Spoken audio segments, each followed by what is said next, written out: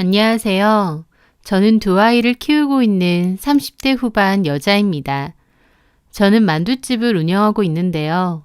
원래는 저희 엄마 혼자 하셨었고 지금은 저와 엄마가 같이 운영을 하고 있어요. 저희 만두집은 소위 대박난 만두 맛집입니다. 그렇다 보니 만두 팔아서 남부럽지 않게 살게 되었는데요. 저한테는 만두가 보물 같은 존재죠. 하지만 클 때만 해도 그렇지 않았어요. 저희 엄마는 아버지랑 이혼하시고 저와 동생을 키우기 위해 장사를 시작하신 건데요. 처음엔 손만두도 같이 파는 분식집이었는데 테이블 2개 정도로 작은 공간에서 협소하게 시작하셨습니다. 장사는 잘 될 때도 있고 안 될 때도 있어서 넉넉치는 않은 형편이었어요. 저희 집은 분식집이지만 분식보다는 만두가 특히 잘 팔렸는데 제가 만두만 하시라고 해도 엄마는 떡볶이나 순대 같은 것도 은근히 같이 팔리니까 아깝다며 다 같이 하셨죠. 엄마가 저나 동생 키우신다고 고생하며 장사하시는 거 잘 알지만 학창시절엔 괜히 창피하기도 했습니다. 친구들도 저를 만두라고 잘 불렀는데 아무렇지 않은 척 하면서도 속으론 그게 너무 창피하고 싫더라고요. 빠듯한 가정 형편도 싫고 아버지가 없는 것도 싫고 엄마랑 동생이랑 방 하나짜리 투룸에 사는 것도 싫고 철딱선이 없었던 저는 왜 나는 친구들처럼 평범하고 여유 있는 가정에서 못 컸을까라는 생각을 많이 했던 것 같아요. 엄마가 얼마나 최선을 다해 저희를 키워주셨는지도 모르고요. 참 어리고 철도 없었죠. 저는 고등학교 졸업 후 전문대 보건행정과를 다녔고 졸업 후에는 한 종합병원 행정과에서 일을 했었습니다. 같은 직장 동료 언니가 남자친구 있느냐 해서 없다고 했더니 자기 남친의 친구를 소개시켜 준다고 했어요. 무슨 일 하느냐 했더니 나이는 저와 동갑이고 아직 학생인데 집이 꽤 부자라고 했습니다. 학생인데도 벌써 자차도 있다고 했고요. 사진을 보니 외모도 괜찮은 것 같고 또 친한 동료 언니가 소개해주는 거다 보니 한번 만나보게 되었죠. 가벼운 마음으로 나간 자리였지만 소개팅에 나온 남자는 생각보다 더 괜찮았어요. 외모도 사진보다 괜찮았고 말하는 거나 행동에 자신감과 여유가 넘쳐 흘렀는데 제 눈에 그게 참 좋아 보이더라고요. 그 남자는 노는 걸 워낙 좋아해서인지 처음 들어본 맛집도 많이 알고 캠핑 가는 것도 좋아한다고 했습니다. 취미로는 서핑도 하고 골프도 치러 간다고 했어요. 예전부터 방학 때 되면 필리핀으로 가족끼리 골프 치러도 잘 간다고 했고요. 저는 속으로 집이 잘 산다더니 진짜 잘 사는가 보다 싶어서 놀랐죠. 왜냐면 그 당시에 제 기준에서는 주변에 취미로 서핑을 하거나 골프를 치러 가는 사람은 없었거든요. 집이 잘 살고 늘 여유롭게 생활을 하던 친구다 보니 여유로움과 자신감이 배어 있었는데 그게 저를 위축되게 만들기도 하면서 또 한편으론 부럽고 좋아 보이기도 했습니다. 저한텐 없는 모습이라 더 그랬던 것 같아요. 그렇게 저희는 종종 만나서 밥도 먹고 데이트를 하다가 사귀게 되었어요. 그 남자는 제가 좋다고 적극적으로 대시를 하더라고요. 제가 외모도 그렇고 성격도 자기 스타일이래요. 쿨하고 속박하지 않는 면도 좋다고 하면서요. 저도 그 남자가 좋았습니다. 그렇게 사귀면서 알게 된 건데 남친의 아버지는 큰 공장을 운영하시는 대표라고 했습니다. 그래서 남친은 대학 졸업하면 바로 아빠 공장으로 들어가서 일을 배울 거고 나중에 물려받을 거라고 했어요. 그래서인지 남들과 달리 취업 준비도 안 했고 학점 관리도 전혀 안 했었죠. 이미 갈 곳이 정해져 있었고 굳이 공부를 할 필요가 없다고 생각하더라고요. 애초에 남친은 공부하는 거리가 먼 사람이었습니다. 고등학교 때부터 안 해본 과외가 없고 학원도 엄청 다녔다곤 하는데 아무리 부모님이 밀어준다 한들 자기는 공부에 큰 취미가 없고 잘하고 싶지도 않았다고 했습니다. 그래서 원서만 내면 들어갈 수 있을 정도로 커트라인이 낮은 대학교를 다녔었어요. 어차피 학교 간판도 중요하지 않고 그냥 4년제 대학을 나왔다라는 게 중요한 것 같더라고요. 아빠 회사 들어갈 거니까 그냥 대학교 졸업장만 있으면 된다면서요. 공부는 관심 없어도 대신 노는 데에는 진심이었습니다. 친구들과 해외여행도 잘 갔고 계획이 없어도 갑자기 차 타고 훌쩍 잘 떠나기도 했고요. 저는 일을 해야 되니까 남친이 놀러 다니고 그럴 때 저는 따라가지 못했어요. 가끔은 따라간 적도 있었지만 대개는 남친 혼자 가거나 친구들이랑만 갔었죠. 그렇게 놀러 가는 거 여자친구로서 신경 쓰일 수도 있었겠지만 저는 별로 터치하진 않았습니다. 애초에 제 성격 자체가 집착하는 스타일도 아닌데다 오히려 남친이 그렇게 실컷 놀러 다니는 게 저한테는 일종의 대리만족처럼 느껴졌기 때문에 싫지 않았거든요. 게다가 남친도 워낙 자유로운 영혼이다 보니 제가 잔소리한다 한들 제 얘기를 들을 것 같지도 않았고요. 그저 옆에서 보면서 저런 삶도 있구나 신기했죠. 저는 늘 돈이 없어서 빠듯했고 학교 다닐 때도 계속 알바를 했었거든요. 아니면 엄마 가게에서 일을 돕던가요. 그리고 전문대 졸업하자마자 바로 취업을 하고 일을 시작해서 제 인생에서 그때까지 알바든 정규직이든 일을 쉬어본 적이 없었습니다. 남친과 제 상황은 정반대였죠. 남친은 살면서 아르바이트를 해본 적도 없었고 엄마 카드 들고 다니면서 돈 쓰기 바빴으니까요. 근데 단 한 가지 좀 마음에 안 드는 건 돈도 많으면서 저한테는 잘 얻어먹었습니다. 자주 하는 소리가 저는 일하는 직장인이고 자기는 학생이지 않냐면서 사달라고 잘 치대더라고요. 그때는 저도 남친을 워낙 좋아하니까 또 남친 말처럼 나는 직장인이니까 라는 생각으로 밥이나 커피도 제가 더 많이 샀던 것 같아요. 그렇게 저희는 4년 정도 만났습니다. 남친은 졸업하고 나면 꼼짝없이 아빠 밑에서 일만 해야 되니까 그 전에 더 열심히 놀겠다고 하면서 그 사이에 휴학까지 했어요. 그리고는 외국에 어학연수도 갔다 왔고 그 후에는 국내 여행도 다녔죠. 정말 여한이 없을 정도로 열심히 놀더라고요. 저는 그동안 회사 일 하면서 박봉이긴 하지만 월급도 차곡차곡 모았습니다. 남친은 졸업 후 일을 하면 결혼하자는 소리를 저에게 잘했고 저는 그 말을 믿었기에 제 나름대로 결혼 자금을 착실하게 모으고 있었어요. 남친과 달리 저희 집은 여유롭지 않으니까 제 결혼 자금은 제 스스로 모아야 했죠. 넉넉지는 않지만 그래도 남친과 저의 미래를 생각하면서 나름 알뜰살뜰 모으고 있었습니다. 남친은 복학 후 마지막 한 학기를 남겨두고 있었을 때였어요. 그맘때 속이 안 좋고 자꾸 체한 것 같아서 힘들었거든요. 건강이 안 좋아진 건가 하던 찰나에 혹시나 해서 임신 테스트기로 확인을 해보니 임신을 한 거였습니다. 너무 놀랐죠. 나름 피임도 잘하고 조심한다고 했는데 덜컥 임신이었으니까요. 남친은 사귀는 도중에도 자기 부모님들은 혼전 임신 이런 거 별로 안 좋아하신다며 조심하다가 나중에 정식으로 결혼하고 아기 갖자는 소리를 잘했었어요. 그만큼 피임도 철저했고요. 그런데 제가 임신을 한 거였죠. 가만 돌이켜 생각해보니 한 번 남친이 술을 진탕 먹고 찾아온 적이 있었는데 그때 제대로 피임을 하지 않고 실수를 한 것 같았습니다. 아차 싶기도 하고 너무 당혹스럽기도 했어요. 생각지도 못한 임신이니까요. 하지만 한편으론 어차피 결혼까지 할 생각이 있으니까 이게 운명인가 보다 생각하기도 했어요. 마음의 준비는 안 돼 있지만 또 저희에게 찾아온 생명이니까 소중한 생각이 들기도 했고요. 그때 한창 저와 남친은 결혼 후의 생활에 대해서도 얘기를 많이 나눴습니다. 신혼여행은 어디를 가고 집은 어디에서 살고 이런 이야기요. 그렇다 보니 결혼은 당연히 그 남자와 한다고 생각했죠. 남친 말고 다른 남자와는 결혼을 생각해 본 적이 없을 정도로요. 좀 당황스럽긴 해도 이렇게 저와 남친을 찾아와 준 소중한 생명이니까 남친에게 임신 사실을 얘기해서 결혼을 조금 앞당기자고 얘기하려 했습니다. 그런데 남친의 반응은 좀 놀라웠어요. 제가 임신이라고 하니까 몹시 당황해 하더라고요.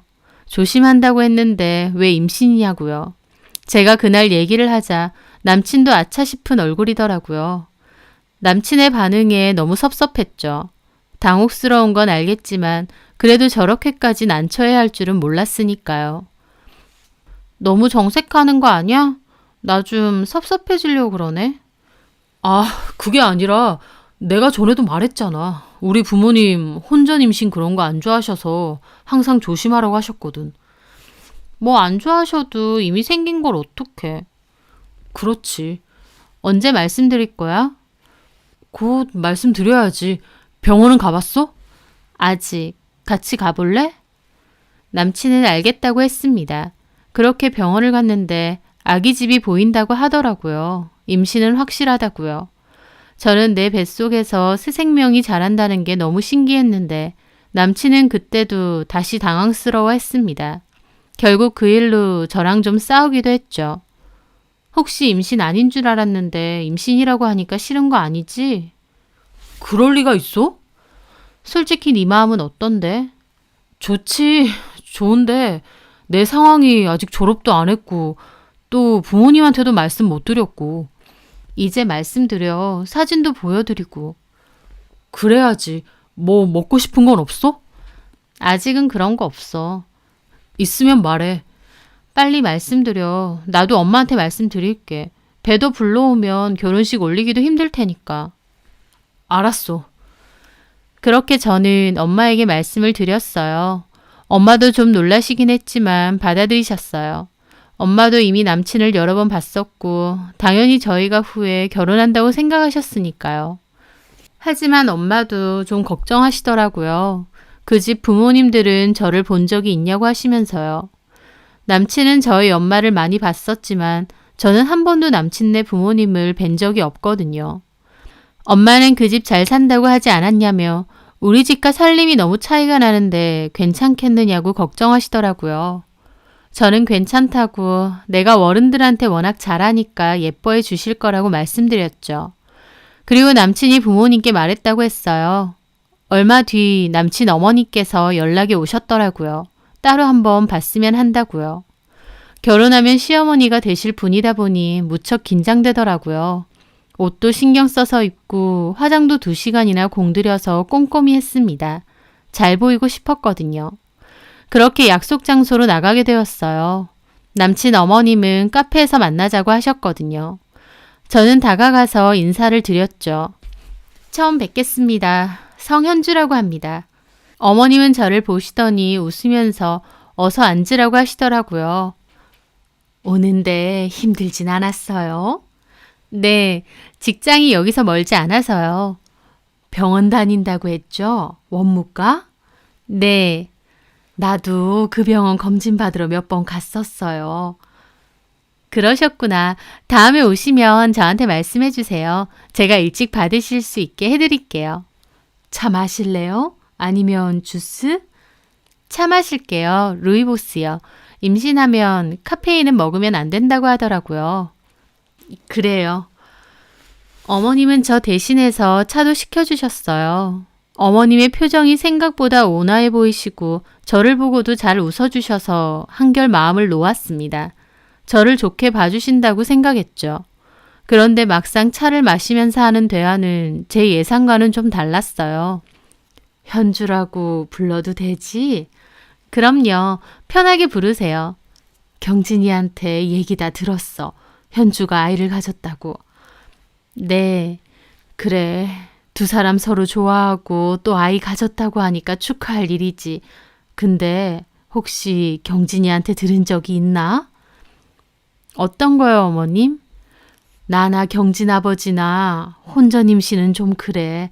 뭐 요새는 혼전 임신이 혼수라고도 하지만 우리가 좀 고리타분할지 몰라도 임신은 결혼 후에 하는 게 좋다고 생각하거든. 저는 어머님이 이런 말을 왜 하시는 걸까 덜컥 겁이 났죠. 아, 네. 뭐 현주 잘못도 아니지. 따지고 보면 경진이가 잘못한 거야. 그렇기는 한데 내 말은 어차피 경진이랑 결혼할 거잖아? 그렇죠. 근데 경진이도 아직은 학생이잖아. 졸업도 안 했고 아무리 아버지 회사 들어간다고 해도 들어가고 나면 한창 배울 것도 많고 자리도 제대로 못 잡은 상태인데 덜컥 애 아빠부터 되는 건 좀 그렇지 않을까? 애 낳으면 신경 쓸 일 좀 많아. 게다가 우리도 아들 하나 있는 거 결혼식 성대하게 해서 장가 보내고 싶지 이렇게 덜컥 애부터 가져서 번갯불에 콩 구워 먹듯 보내고 싶지는 않아. 친척들 보는 눈도 있고. 어머님의 말씀에 저는 그저 고개만 끄덕이고 있었습니다. 어머님이 임신을 반기지 않는다는 건 확실했어요. 아무리 혼전 임신을 안 좋아하신다고 해도 본인 손주를 임신한 거니 생각이 달라지실 줄 알았는데 말투만 부드러우시지 엄청 완강하시더라고요. 저는 복잡한 기분으로 가만히 있는데 어머님은 갑자기 테이블 위에 제 손을 잡더군요. 우리 경진이가 현주를 참 많이 좋아하더라고. 둘이서 결혼하면 예쁘게 잘 살 것 같아. 근데 다만 지금 애부터 낳는 건 좀 아니지 않을까 싶기는 해. 일단은 병원을 가고 결혼 이야기랑 임신 계획은 차차 생각했으면 하는데. 어머님의 말에 저는 심장이 덜컥 내려앉았습니다. 결국 아이를 지으라는 말씀이셨으니까요. 심장이 마구 뛰더라고요. 내가 그렇게 마음에 안 드신 건가?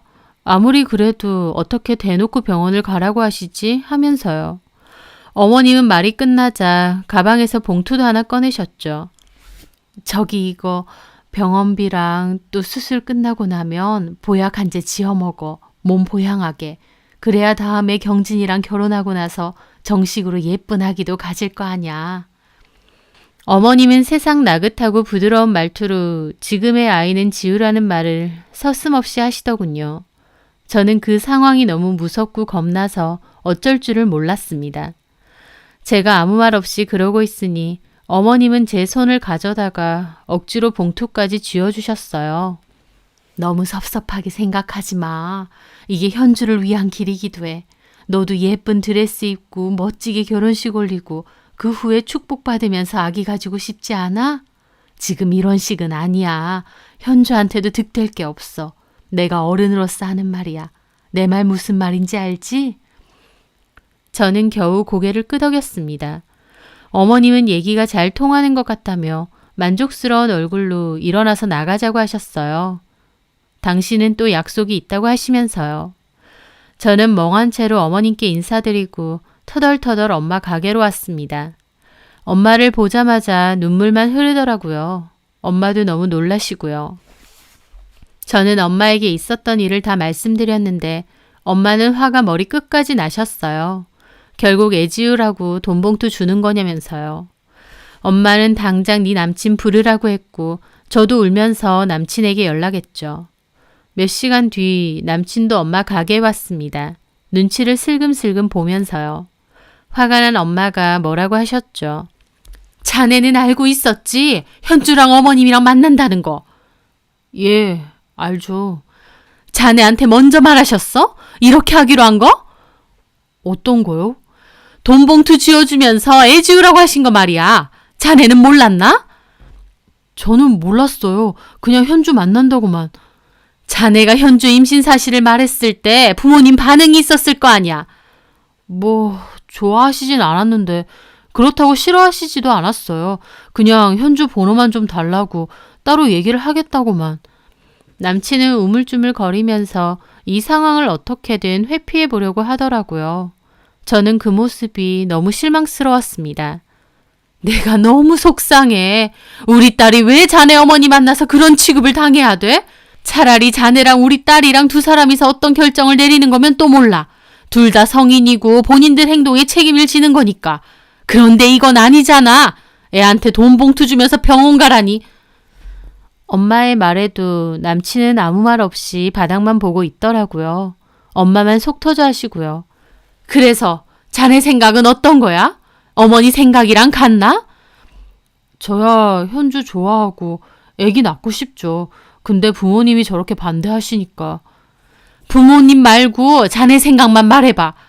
뭐 어차피 현주랑 결혼할 거고 다음에 서로 좀 안정이 되면 그때 아이는 다시 가졌으면 하긴 해요. 지금은 저도 좀 당황스럽고. 저는 그 말에 눈물이 왈칵나게 서운하더라고요. 결국 남친도 자기 어머니 말처럼 아이를 지우고 싶다는 거니까요. 차라리 저희 엄마 말씀처럼 저와 남친 두 사람이서 충분히 상의하고 어떤 결정을 내리는 거면 이 정도로 서운하지도 않습니다.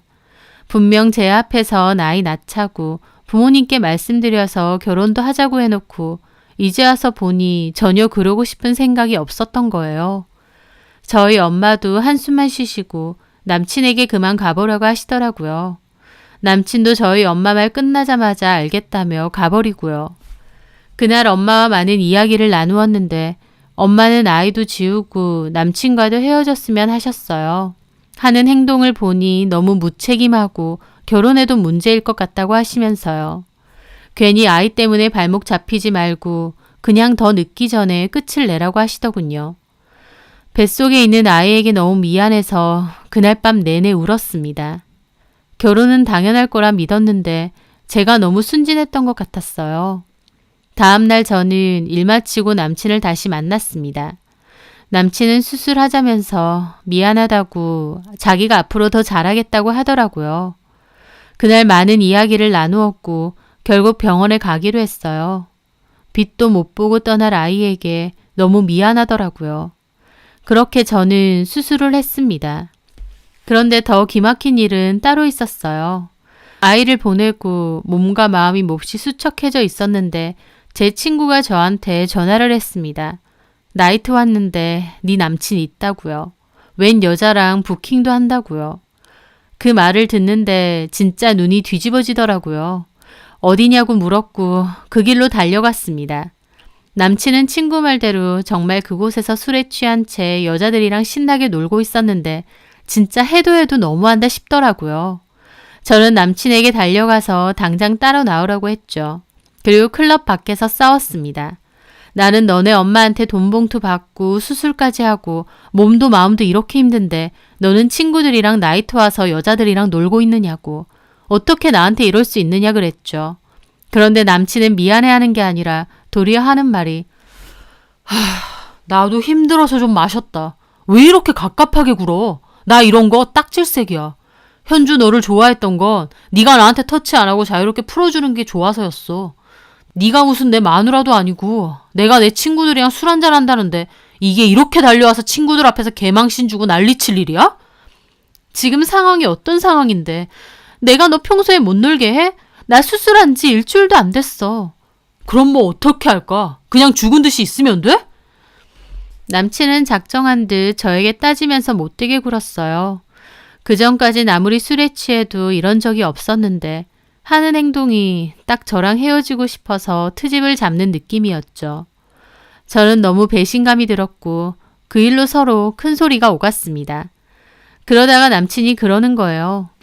야, 솔직히 임신도 네가 바라던 거지? 그거 핑계 삼아 나랑 결혼하려고. 병원 일 힘들다고 맨날 징징거리더니 그냥 나한테 취집이라도 하려고 작정한 거 아니야? 저는 그 말에 남친의 뺨을 후려 갈겼습니다. 아무리 싸우는 중이라지만 어떻게 저런 소리를 할 수 있나 싶었어요. 그 말은 저에게 너무 큰 상처가 되었죠. 그 순간 남친은 제가 알던 사람 같지가 않았고 정말 쓰레기같이 느껴졌습니다. 제가 때린 싸다기 때문에 남친의 얼굴에는 상처가 생겼어요. 남친도 아프다고 난리를 치고요. 저는 놀든 말든 네 마음대로 하라고 하며 집으로 울면서 돌아왔죠. 그런데 다음날 일을 하고 있는데 어머님이 갑자기 전화가 왔습니다. 저는 급하게 자리를 비우고 전화를 받았죠. 네, 어머님. 어쩐 일이세요? 야, 네가 내 아들 얼굴 그렇게 손톱으로 긁어놨어? 어머님은 저에게 다짜고짜 야라고 하면서 따지시는 겁니다. 저는 깜짝 놀랐죠. 그때 카페에서 만났을 때와는 아예 다른 목소리셨거든요. 저는 당혹스러운 기분으로 대답했습니다. 저한테 거짓말하고 클럽하고 여자들이랑 놀길래 얘 웃기네? 야, 내 아들이 그렇게 놀든 말든 뭔 상관인데? 네가 우리 경진이 마누라라도 돼? 어머님. 어머님은 어따 대고 어머님이야 자꾸. 남의 귀한 아들 얼굴에 손톱 자국을 그렇게 내고 너 미쳤니? 여자 손톱에는 독이 있어서 그렇게 자국 내면 그거 잘 없어지지도 않는단 말이야. 어머님은 악다구니를 쓰며 저에게 따지시는 겁니다. 너무 황당했죠. 어머니, 제가 손찌검을 그렇게 한 건 잘못했지만요. 저 경진 씨 여자친구잖아요. 여자친구 속이고 클럽 가고 여자들 만나고 그게 잘한 건가요? 게다가 저 아이 보낸 지 일주일도 안 됐어요. 자랑이니? 네? 애 지운 게 자랑이냐 그 말이야. 부끄러운 것도 없니? 너 지금 직장 아니야. 남 들을 거 생각도 안 하고 그런 소리를 입 밖으로 내? 창피한 것도 없어 너는? 어머니, 긴 말 필요 없고 너 경진이랑 그만 만나. 그 말을 듣는데 저도 황당함을 넘어서서 화가 났습니다. 무슨 말 하시는 거예요? 그때 하신 말씀하고 다르잖아요. 내가 뭘 했는데? 나중에 결혼시켜 주신다고. 내가 미쳤니? 너 같은 애를 우리 경진이랑 결혼시키게? 네? 저는 그 말을 듣는데 망치로 세게 한 대 얻어맞은 느낌이었습니다. 최소한 그때 카페에서 대화를 나눌 때는 어머님이 저에게 미안해하시면서 조심스럽게 대하셨었고 나중에 좀 더 시간을 갖고 결혼 준비를 하자는 말도 진심인 줄 알았습니다. 너네 부모님 이혼하고 엄마는 무슨 쥐똥만한 분식집 한다며? 돈이 있기래 직업이 그럴싸하기래. 내가 뭘 보고 너를 우리 아들 짝으로 결혼시키겠니? 순진한 거야? 멍청한 거야? 그러면 그때 그렇게 왜 얘기하셨어요? 내가 그렇게 말 안 했으면 네가 순순히 가서 애 지웠겠니? 원래 없는 것들이 더한다고 너 같은 애가 괜히 애 핑계로 우리 경진이 발목 잡고 안 놔줄까 봐 그랬다. 왜? 내가 살살 웃으면서 잘 대해주니까 우리 집이랑 너랑 급이 같은 줄 알았어? 어따 대고 진짜. 그 말을 듣는데 정말 말이 비수처럼 꽂힌다는 게 뭔 줄 알겠더라고요. 모멸감에 말도 못하게 비참하고 손발이 부들부들 떨려왔죠. 너 경진이랑 그만 만나. 나 너 마음에 안 들고 나중에라도 결혼시킬 생각 전혀 없어. 참고로 경진이도 너랑 결혼할 생각 없어. 아버지 일 배우고 나이 들면 그거 다 경진이 거야. 얼마든지 잘난 교수들이 결혼하겠다고 줄을 섰다. 그런데 내가 미쳤다고 분식집 하는 홀어머니 딸내미한테 장가를 보내겠어? 일찌감치 꿈 깨고 경진이랑 끝내. 경진이도 네가 얼굴 핥힌 것 때문에 너한테 만정 떨어졌으니까 길게 말할 것도 없어. 알았어? 저도 너무 화가 나서 외쳤죠. 못 끝내겠는데요. 제가 끝내라고 하면 끝내야 되는 거예요? 이것 봐. 내가 이래서 너 같은 애들 징그러워. 남자 마음 떴으면 끝이지. 어디 팔자 고치려고. 돈 봉투까지 받았으면 끝내야지. 거기에 뭐 얼마나 들었다고요. 끼케야 300 들어있었어요. 야, 애 지우고 300이면 너한테 남는 장사 아니야? 뭐라고요? 말 다 하셨어요? 막말로 그 애가 진짜 경진이 애는 맞니? 그걸 어떻게 알아? 뭐라고요? 저는 다리가 심하게 후들거리고 심장이 미친 듯이 뛰더라고요. 너무 분해서요. 긴 말 하고 싶지도 않아. 너 이런 말까지 주고받았으면 이미 우리 관계는 끝난 거 알지? 마음 접어라. 앞으로 다시는 통할 일 없게 하자. 그리고 어머님은 전화를 확 끊었습니다. 저는 너무 화가 나서 다시 전화를 했지만 어머님은 받으시지 않았고 남친 역시 제 전화를 거부한 건지 통화가 되지 않았습니다. 저는 진짜 뒤집어질 것 같은 기분으로 그 길로 남친 학교까지 달려갔어요. 하지만 남친을 찾기는 쉽지 않았죠. 그러고 보니 저는 남친 집도 모르더라고요. 사는 동네는 아는데 정확한 집 위치를 몰라서 찾아갈 수도 없었습니다. 그날 너무 비참하고 서러워서 길거리에 주저앉아 펑펑 울었어요. 병원에서는 갑자기 근무 시간에 제가 사라졌으니 전화가 오고 난리가 났었죠. 하지만 저는 몇 시간이고 주저앉아서 펑펑 울기만 했습니다. 배신감에 모멸감에 내가 왜 이런 취급까지 받아야 되나 싶었습니다. 그 일은 저에게 씻을 수 없는 상처로 남았습니다. 저는 한동안 연차를 내고 회사를 안 나갔고 집에만 처박혀 있었어요. 그 누구도 만나고 싶지 않았고 나가고 싶지도 않았거든요. 엄마도 제가 방에만 처박혀 있는 걸 보시고는 자초지종을 물으셨고 제 얘기를 듣고는 그것들 가만 안 둔다고 가슴을 치며 우셨습니다. 엄마한테까지 못할 짓을 한 것 같아 너무 죄송하더라고요. 그렇게 며칠이 지나고 다시 회사에 나가려는데 엄마가 그러시는 거예요. 회사 그만두고 모아둔 돈으로 여행 다니고 취미활동하면서 당분간 쉬라고요. 여태까지 일만 계속한 제가 너무 안쓰럽다고 하셨어요. 저도 고민 끝에 엄마의 말을 따르기로 했습니다. 어차피 결혼도 물 건너갔고 꾸역꾸역 일하고 싶지도 않았어요. 그 사건으로 인해 저는 삶에 대한 현타가 크게 왔거든요. 살면서 나도 여행도 다녀보고 취미도 가져보고 좀 여유롭게 살아보고 싶다는 생각이 들었습니다. 그래서 알겠다며 결국 퇴직을 신청했습니다. 그렇게 반년 정도는 나름 저만을 위한 시간을 보냈어요. 울컥울컥 그때의 일이 떠올라 힘들기도 했지만 또 그런 재충전의 시간을 가지니 마음은 다시 회복이 되더라고요.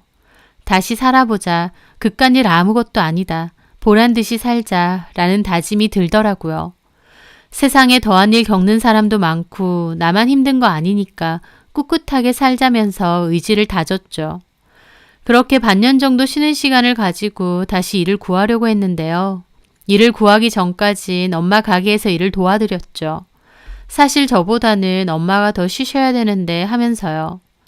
그런데 막상 엄마랑 같이 일을 하다 보니 재밌기도 하고 또 엄마랑 내내 같이 있다 보니 좋더라고요. 사실 병원 데스크 업무가 스트레스도 많거든요. 병원이라는 데가 아픈 분들이 오는 곳이다 보니 다들 예민하고 날카롭습니다. 또 병원비 수납 관련해서는 소위 진상도 많고 힘든 일도 부지기수입니다. 일할 때는 그냥 참고 했는데 막상 그만두고 나니 다시 일하기 싫더라고요. 그래서 또 시간을 좀 가지고 엄마 일을 돕기로 했어요. 엄마 가게는 장사가 엄청 잘 되는 편은 아니어서 제 손까지는 필요 없었지만 그래도 엄마를 좀 도와드리고 싶어서 가게에는 꼬박꼬박 나갔죠. 그런데 손님들 보통 하시는 말이 이 집은 떡볶이도 평범하고 튀김도 평범한데 만두가 정말 맛있다고 만두 때문에 온다고 하시는 겁니다. 저도 사실 엄마가 파시는 음식 중에는 만두만 주로 먹을 정도로 맛있었거든요. 속도 실하고 피도 얇고요. 저희 엄마 가게 손님들도 만두만 사러 오시는 분들도 많았으니까요. 저는 엄마에게 차라리 분식은 포기하고 만두만 전문적으로 파는 게 어떻느냐고 했는데 엄마는 처음에 거부감을 느끼셨어요. 만두만으로 장사가 되겠냐고요.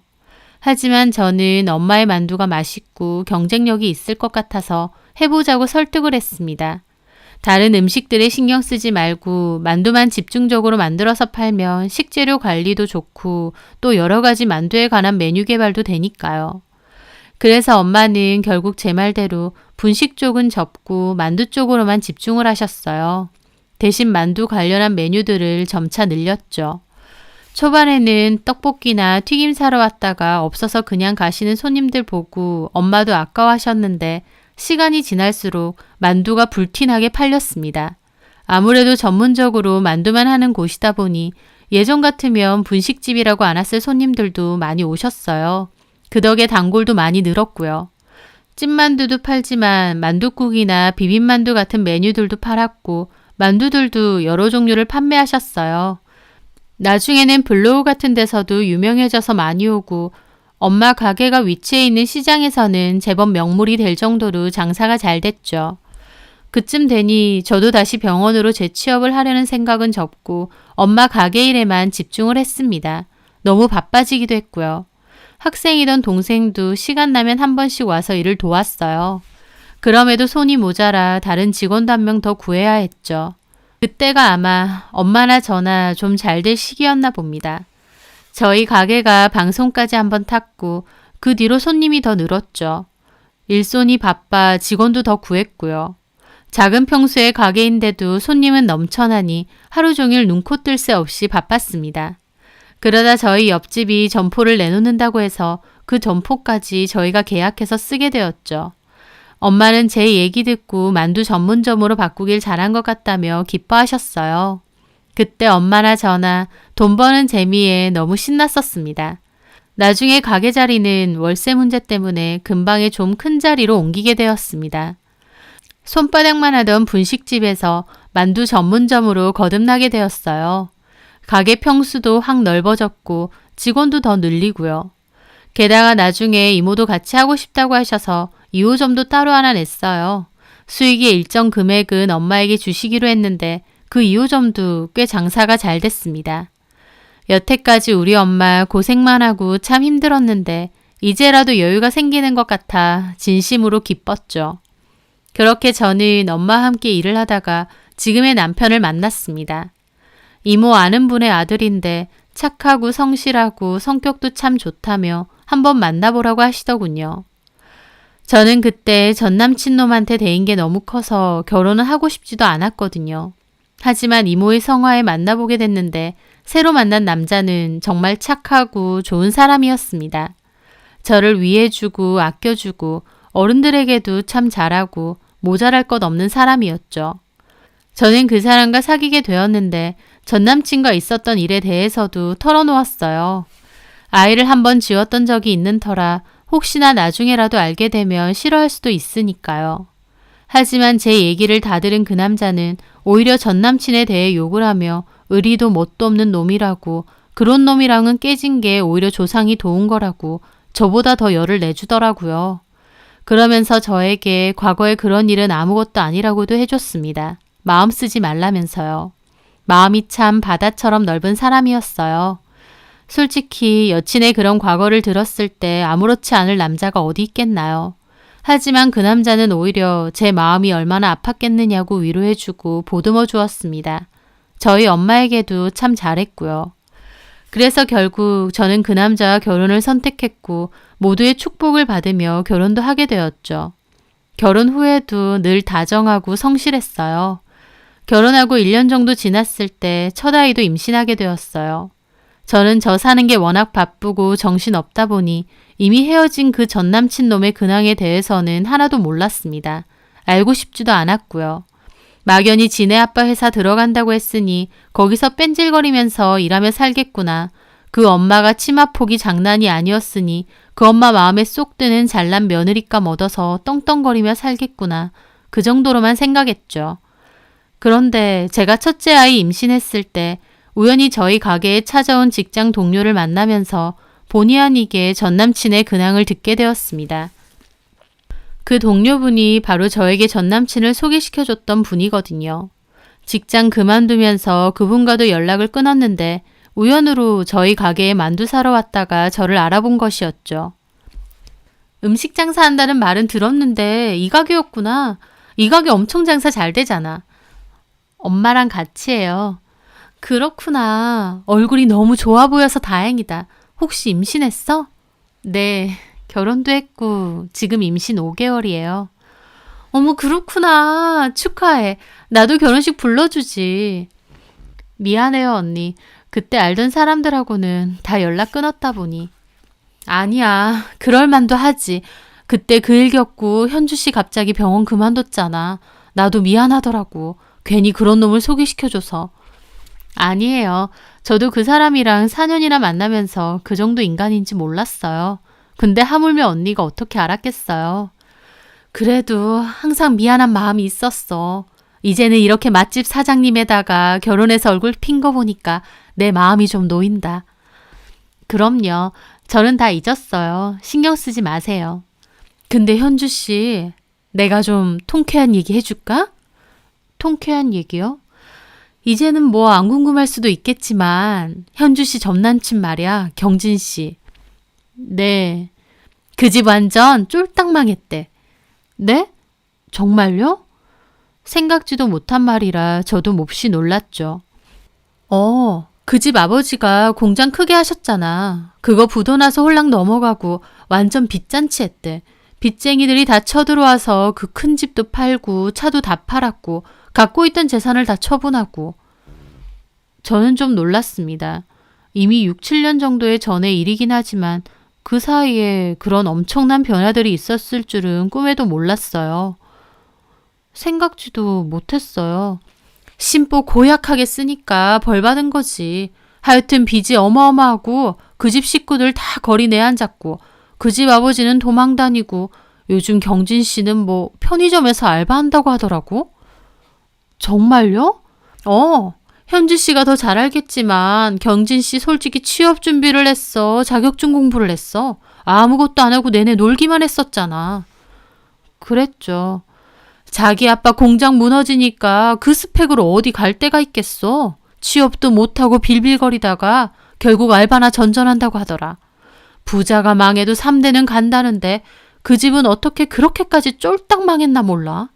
현주 씨가 듣기엔 좀 통쾌하지? 저는 어색하게 웃었습니다. 뭐 이제는 옛날 일이라 저랑은 상관없는 사람들인데요, 뭐. 그래도 그 인간들이 현주 씨한테 한 짓이 있는데 나는 내가 더 통쾌하더라. 저는 겉으론 관심 없는 척했지만 솔직한 말로 몹시 통쾌했습니다. 돈 좀 있다고 사람 개무시하고 너 같은 거랑 미쳤다고 결혼시키냐고 했던 그 어머님의 말투가 아직도 생생했거든요. 저는 전남친의 처참한 근황을 알려준 그 동료 언니에게 서비스로 만두 2팩을 더 넣어주었죠. 속으로 참 꽃이다 그것들 했습니다. 그렇게 또 시간은 흘렀어요. 저는 둘째도 낳게 되었고 아이들 육아 때문에 한동안은 일을 잘 못 도왔습니다. 사실 그때쯤엔 엄마 가게나 이모 가게에 직원분들이 많으셔서 엄마도 내내 가게에 붙어있지는 않으셨어요. 종종 저희 집 와서 육아도 도와주시고 같이 바람도 쐬러 나가곤 했죠. 저는 둘째 아이도 2돌이 지나고 어린이집에 보낼 때가 되어서 다시 엄마 가게 가서 일을 하겠다고 했습니다. 엄마는 제가 못 나가다 보니 가게 일에 대해서 종종 얘기해 주셨는데 최근에 홀에서 일하시던 직원 한 분이 건강 문제로 급하게 그만두시고 다른 분을 구했다고 했어요. 저희 식당이 월급도 다른 곳에 비해 많고 분위기도 좋고 또 일하시는 직원분들 개인 사정도 많이 봐주는 곳이다 보니 일하러 오고 싶어하는 분들이 많았거든요. 그래서 새로 직원분을 뽑는 건 어렵지 않았어요. 새로운 직원분은 어떻느냐고 일은 잘하시냐고 엄마에게 여쭤보니 이런 일을 별로 안 해봤는지 좀 어설퍼. 근데 열심히 하려고 해서 좀 두고 보려고. 우리 식당이 다른 데에 비해선 월급이 워낙 괜찮다 보니까 계속 일하고 싶어 하더라고. 저는 일이야 시간 지나면 익숙해지는 거니까 잘 두고 보자고 엄마에게 말씀드렸어요. 그리고 저는 둘째도 어린이집에 보내고 나서 다시 엄마 가게로 출근을 했죠. 그런데요. 원수는 외나무 다리에서 만난다고도 하는데 저는 그분을 저희 가게에서 다시 만났네요. 네, 바로 저에게 돈 봉투 주며 애 지으라고 했던 전남친의 어머님이요. 새로 들어왔다는 홀 직원은 다름 아닌 그분이셨습니다. 이걸 지독한 악연이라고 해야 할지 처음엔 선뜻 못 알아봤어요. 왜냐면 10년 전 그때와는 이미지가 아예 달라져 있었거든요. 그때야 부잣집 사모님이니까 머리부터 발끝까지 세팅되어 있으셨죠. 가방도 구두도 다 명품이고. 그런데 저희 가게에서 다시 마주친 그분은 오랫동안 관리를 안 했는지 곱슬거리는 머리를 대충 묶고 옷도 허름해져 있었습니다. 무엇보다 그때 그 당당하던 얼굴은 온데간데 없고 근심과 찌듦이 가득한 얼굴로 변해 있으셨어요. 한눈에 봐도 확 늙은 게 보일 정도였으니까요. 저는 그분을 보고 멈칫했고 그분 역시 저를 알아봤는지 보고 놀라더군요. 혹시? 여기서 뵙네요. 이경진 어머니. 너 맞지? 그때 이름이 뭐였더라? 아, 현주 맞지? 네.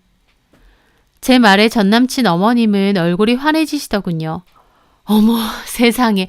여기 사장님이 현주네 어머님이셨구나. 꿈에도 몰랐네. 그때 내 기억으론 어머님이 무슨 분식집 같은 거 한다고 하셨는데. 맞아요. 그런 건 또 기억하시네요. 아, 기억하지 그럼.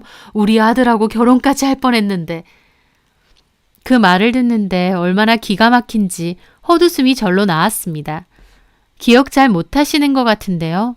제가 언제 이경진이랑 결혼까지 할 뻔했나요? 어머님이 전화해서 너 같은 거랑 우리 아들이랑은 절대 결혼 안 된다고 하셨으면서. 제가 웃으면서 그렇게 말했어요. 어머님도 얼굴이 확 굳더라고요. 저는 어머님께 말했죠.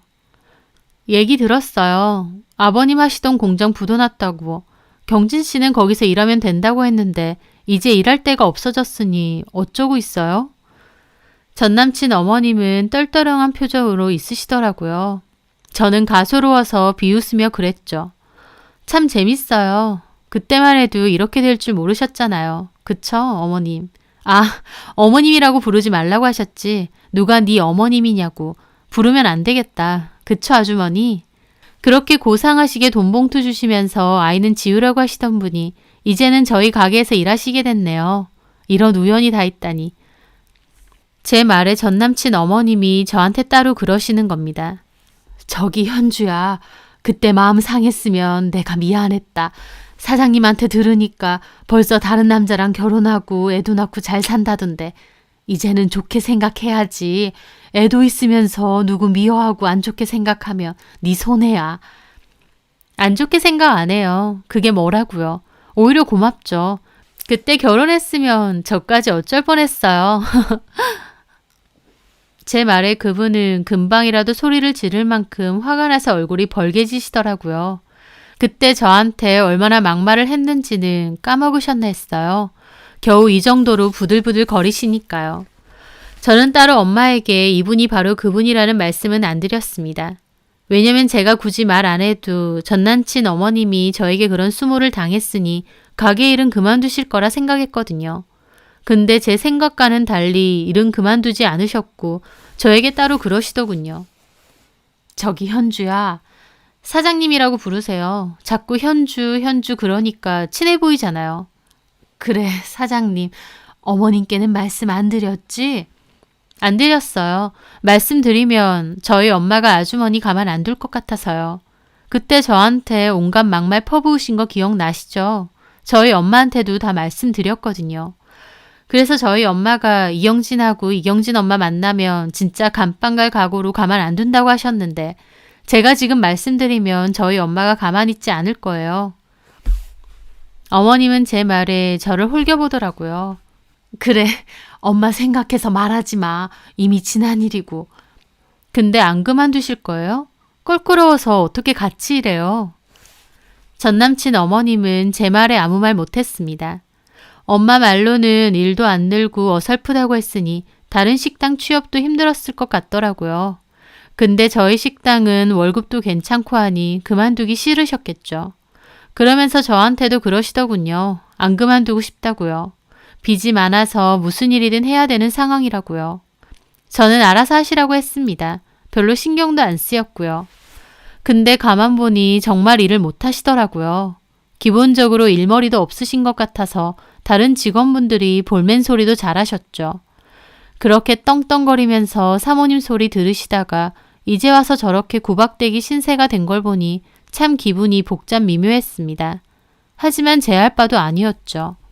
그렇게 시간이 흘러 월급날이 됐는데 그분은 통장 압류 때문에 돈을 따로 현금으로 줄 수 없냐고 하셨고 저희 엄마가 따로 현금을 마련해 주셨습니다. 저보고 드리라고 하길래 제가 일 끝내고 그분에게 가서 돈 봉투를 드리려고 했어요. 그런데 때마침 10년 전 그때가 떠오르는 겁니다. 근데요. 돈 봉투 보니까 갑자기 그때 생각이 나네요. 저한테 돈 봉투 주셨잖아요. 애 지우고 남은 돈으로 보약 지어 먹으라면서. 그분은 불편한 표정이 되더군요. 저한테 뭐라고 하셨더라? 애 지우고 300이면 남는 장사라고 했나? 그때 참 비참했었는데 이제는 반대로 제가 돈 봉투를 드리게 됐네요. 그분은 노골적으로 저를 노려보셨습니다. 그래서 속 시원하니? 약간요. 그러면서 제가 돈 봉투를 내밀자 그분은 확 낚아챘습니다. 그러면서 화를 내시더군요. 적당히 좀 해. 이미 10년도 더 된 일 아니야. 그래, 우리 집 망했고 나 이런 일이라도 해야 되는 상황이야. 어쩌다 보니 너네 가게까지 일하게 됐네. 그럼 이제 된 거 아니야? 뭐가 돼요? 그럼 뭐 어쩌자는 거야? 제가 뭐라고 했나요? 월급을 떼먹기를 했어요. 괴롭히기를 했어요. 그냥 그때 그랬었다 말하는 거예요. 이렇게 하는 게 괴롭히는 거 아니야? 참나 말이야 바른 말이지. 그때 우리 집 얼마나 잘 나갔는데 너 같은 게 며느리로 눈에 찼겠어? 없이 살아서 그런지 자격지심도 드글드글하네. 이제 나이 들고 다른 남자랑 결혼까지 해서 애까지 낳고 살면 됐지. 심보 그렇게 더럽게 쓰지 마. 그분은 완전 본성 드러내면서 저에게 삿대질을 하시더라고요. 원래 그 성깔 어디 가나요? 참 어이없었는데 마침 저한테 오시던 저희 엄마가 그 얘기를 다 들으셨어요. 그게 무슨 말이에요? 엄마가 정색을 하며 오셨고 그분도 눈을 피하더라고요. 그래서 제가 말했죠. 엄마, 이분이 그분이야, 사실. 이경진 엄마. 뭐라고? 누구? 엄마는 삽시간에 표정이 변해서 그분을 죽일 듯이 노려봤습니다. 이경진이면 그때 너 만났던 그 돈 말하는 거지? 아줌마, 그쪽 이경진 엄마였어요? 그래요. 세상에, 현주야, 근데 왜 말 안 했어? 이 아줌마가 그 망할 여편네라고. 뭐라고요? 망할 여편네? 말 좀 가려서 해요. 내가 비록 지금은 이런 데서 일하지만 이런 취급받을 사람 아니거든요. 그럼 뭔 취급받을 사람인데 남의 집 귀한 자식 불러다가 돈 봉투 쥐어주면서 애 지우라고 하고 할 말 못할 말 다 해대고 본인 자식 귀하면 남의 자식도 귀한 거야. 말이야 바른 말이지. 그쪽 딸이 처신머리를 똑바로 했었어야지. 결혼도 전에 임신이나 하고. 뭐가 어째? 그러는 네 자식은 처신 잘했어? 네 자식이 결혼 사기치고 내 딸 꼬셨지. 결혼 사기? 뭔 결혼 사기? 막말로 당신 딸이 우리 아들이랑 결혼했었으면 그거야말로 사기 결혼이야. 어디 넘볼 때를 넘봐야지. 주제도 모르고. 주제란다. 우리 식당에서 일하면서 통장도 못 쓰고 현금으로 돈 받아가는 주제에 주제? 지나가는 개가 웃겠네. 엄마와 그분은 완전 심하게 싸우셨어요. 그때 저희 남편이 가게로 데리러 온다고 했는데 그 모습을 보고 놀라서 달려와 말리더라고요. 왜 이러세요, 장모님? 그만하세요. 남편은 엄마와 그분을 겨우 떼어놓으셨죠. 그런데 그분이 갑자기 눈이 돌아서 저희 남편에게 그러는 거예요. 오호라, 이 집 사이 되나 보네? 예? 네. 그 사실은 알아요? 이 집 딸이 과거에 낙태까지 했었다는 거? 그거는 알고 결혼했나 몰라? 그런 거 다 알아야 되거든. 모르고 했으면 사기 결혼이지 뭐. 완전 치졸 그 자체더군요. 저희 엄마도 완전 눈 돌아서 이 여편네가 미쳤나면서 달려들려고 하셨고요. 저도 너무 화가 났어요. 그런데 그 얘기를 들은 남편이 정색을 하면서 그러더군요. 혹시 이 사람 전 남친 어머니 되십니까? 맞아요. 내가 쟤한테 수술하라고 돈 봉투까지 지어줬어. 제 수술한 사실도 다 알고 결혼한 거 맞죠? 애를 지웠었다니까? 그분은 완전 의기양양하게 또 얘기하셨어요. 그런데 저희 남편이 굳은 표정으로 단호하게 그러더군요. 저 다 알고 있습니다. 그러니까 굳이 그렇게 강조 안 하셔도 돼요. 그것보다 아들 여자친구가 임신했다는데 돈 봉투 쥐어주면서 애 지우라고 하고 나중에는 전화해서 포공까지 하셨다면서요. 도대체 어떤 분이 그런 몰상식한 짓을 하나 궁금했는데 이렇게 생기셨군요. 남편은 저보다 더 잘 따져주더라고요. 그분도 자기 예상과는 다르니 몹시 당황한 얼굴이었습니다. 그리고 저희 남편이 그러더군요. 그리고요 아주머니, 다음부터 아들이 어떤 여자를 만나면요 반드시 말하세요. 예전에 오래 사귄 여자친구가 임신했는데 강요해서 수술시킨 적 있다고요. 아주머니가 좀 전에 그런 거 알아야 된다고 하셨죠? 똑같죠 남자도. 꼭 말씀하세요. 그래야 행여나 아들하고 결혼할 여자도 후에 뒤통수 맞진 않을 거 아니에요. 제 남편 말에 저나 엄마나 푹 하고 웃었습니다. 그분 완전 똥 씹은 표정이고 저희 엄마도 그러셨죠. 당연하지. 당연하지. 이봐요 이경진 엄마. 그쪽 아들 이제 뭐 결혼이나 할 수 있을란가 모르겠는데 만에 하나 결혼하면 우리 사이 말처럼 꼭 얘기해요. 그쪽이 한 짓도 다 얘기하고 어디 안 하기만 해봐라. 그분은 저희 가족을 노려보더니 돈 봉투를 가방에 팍 넣으시더라고요. 예전 같으면 상종도 안 했어 당신네들. 그 말에 저희 엄마도 그러시더군요. 이제 우리가 그쪽 상종 안 할 거야. 꺼져 내 가게에서. 돈 받았으면 됐잖아. 현주야 소금 뿌려라. 그분은 결국 씩씩거리며 가게 문 부서져라 닫고 가버리셨어요. 제가 아이를 지웠다 한들 결국 자기 아들 아이인데 그걸 약점이랍시고 저런다는 게 끝까지 너무 치졸하고 소름 끼쳤습니다. 다행히 저희 남편이 역으로 한 소리 했지만요. 그렇게 저희 남편은 엄마를 모셔다 주고 저와 집으로 돌아왔어요. 아까 많이 놀랐지? 놀라진 않고 좀 당황했어. 근데 진짜 우악스러우시더라. 자기 예전에 정말 무서웠겠어. 그땐 또 어렸었잖아. 그러니까 이젠 다 잊어. 그럼 다 잊었지. 덕분에 자기 만났잖아. 그때 그놈하고 진짜 결혼했으면 어쩔 뻔했냐? 완전 이기적인 데다 마마 보이고 게다가 그 시어머니 자리는 어떻고. 생각만 해도 지옥이다. 그러니까 그때 자기 결혼해버렸으면 우리도 못 만났잖아. 생각만 해도 아찔하다. 남편의 말에 저도 한바탕 웃었죠. 참 든든하고 듬직했어요. 제가 한 말처럼 그때 그놈하고 결혼까지 했으면 저는 훨씬 더 힘들었을 겁니다. 저를 애초에 마음에도 안 들어 하시는 시어머니인데다 책임감이라고 눈꼽만치도 없고 지 밖에 모르는 그런 남자와 살았다면 얼마나 매일매일이 힘들었을지.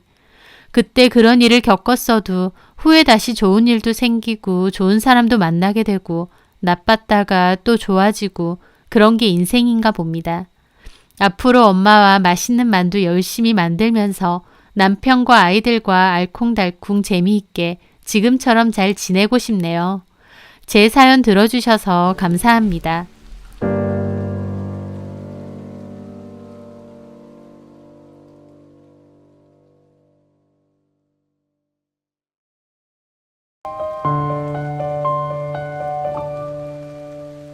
안녕하세요. 저는 카페를 운영하고 있는 40대 초반 여자입니다. 저는 작년에 결혼 생활을 정리하고 이혼을 했습니다. 그간의 결혼 생활이 저에게는 너무 괘씸하고 생각할수록 화나는 기만과 배신의 시간이었다고 할 수 있겠네요. 저는 오늘 제 결혼 생활 속에 숨겨져 있던 끔찍한 진실과 그 뒤로 이어지는 통쾌한 복수 이야기를 들려드리고자 합니다. 연애 때 남편과 저는 서로 많이 사랑했고 서로가 운명이라 믿었습니다. 서로가 서로에게 진심이라 생각했던 때가 있었죠. 남편과 저는 연애할 때부터 서로 바쁘고 힘들어도 꾸준히 연락을 주고받았고 주말마다 데이트하면서 작은 것 하나에도 웃을 수 있는 평범하지만 단단한 커플이었습니다.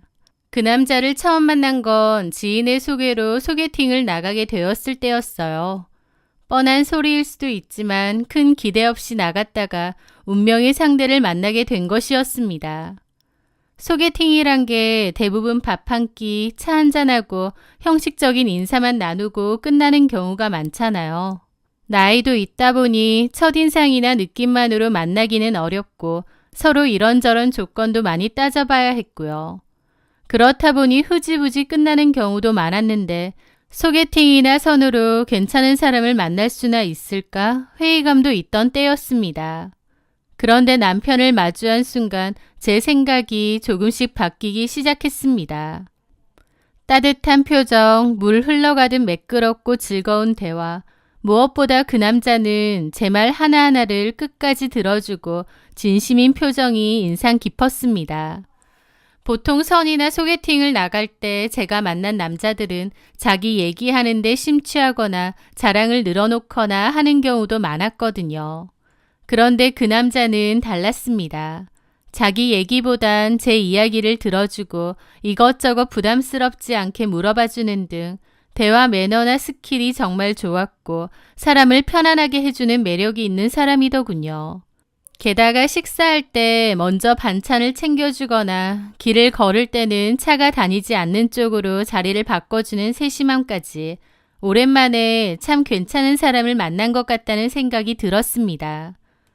어찌 보면 제가 그 남자에게 먼저 반했던 것 같기도 하네요. 그런데 그 남자가 나중에 연락이 와서 저랑 똑같은 말을 하는 겁니다. 저랑 대화를 나누는데 너무 매끄럽고 즐겁고 같이 있는 시간이 행복했다며 애프터 신청을 하는 거예요. 서로 마음이 통했던 거죠. 연애를 시작한 뒤에도 그는 한결같았습니다. 퇴근길이면 피곤할 텐데도 굳이 차를 몰고 와서 집 앞까지 데려다주고 기념일이 아니어도 작은 꽃다발이나 제가 좋아하는 초콜릿을 건네곤 했죠. 비 오는 날에는 우산을 2개나 챙겨와서 제 옷이 젖지 않게 해주고 겨울에는 손이 시릴까봐 핫팩을 지어주는 섬세한 사람이었습니다. 자상하게 챙겨주는 남친을 보면서 문득 이런 사람이랑 결혼하면 참 행복하고 편안하겠다는 생각이 스쳤어요. 그리고 연애 1년 정도 지났을 땐 이런 사람이라면 평생 같이 살아도 괜찮겠다는 확신까지 들었습니다. 남친도 저와 결혼 생각이 있어서 자연스럽게 미래에 관한 이야기를 나누게 되었고 우리는 평생 함께하기로 약속했습니다. 그 모든 과정이 굉장히 매끄럽고 자연스러웠죠. 그렇게 양가 부모님께 인사를 드린 후 본격적인 결혼 준비가 시작됐어요. 결혼 준비 과정에서도 남편은 이상적인 예비 남편이었습니다.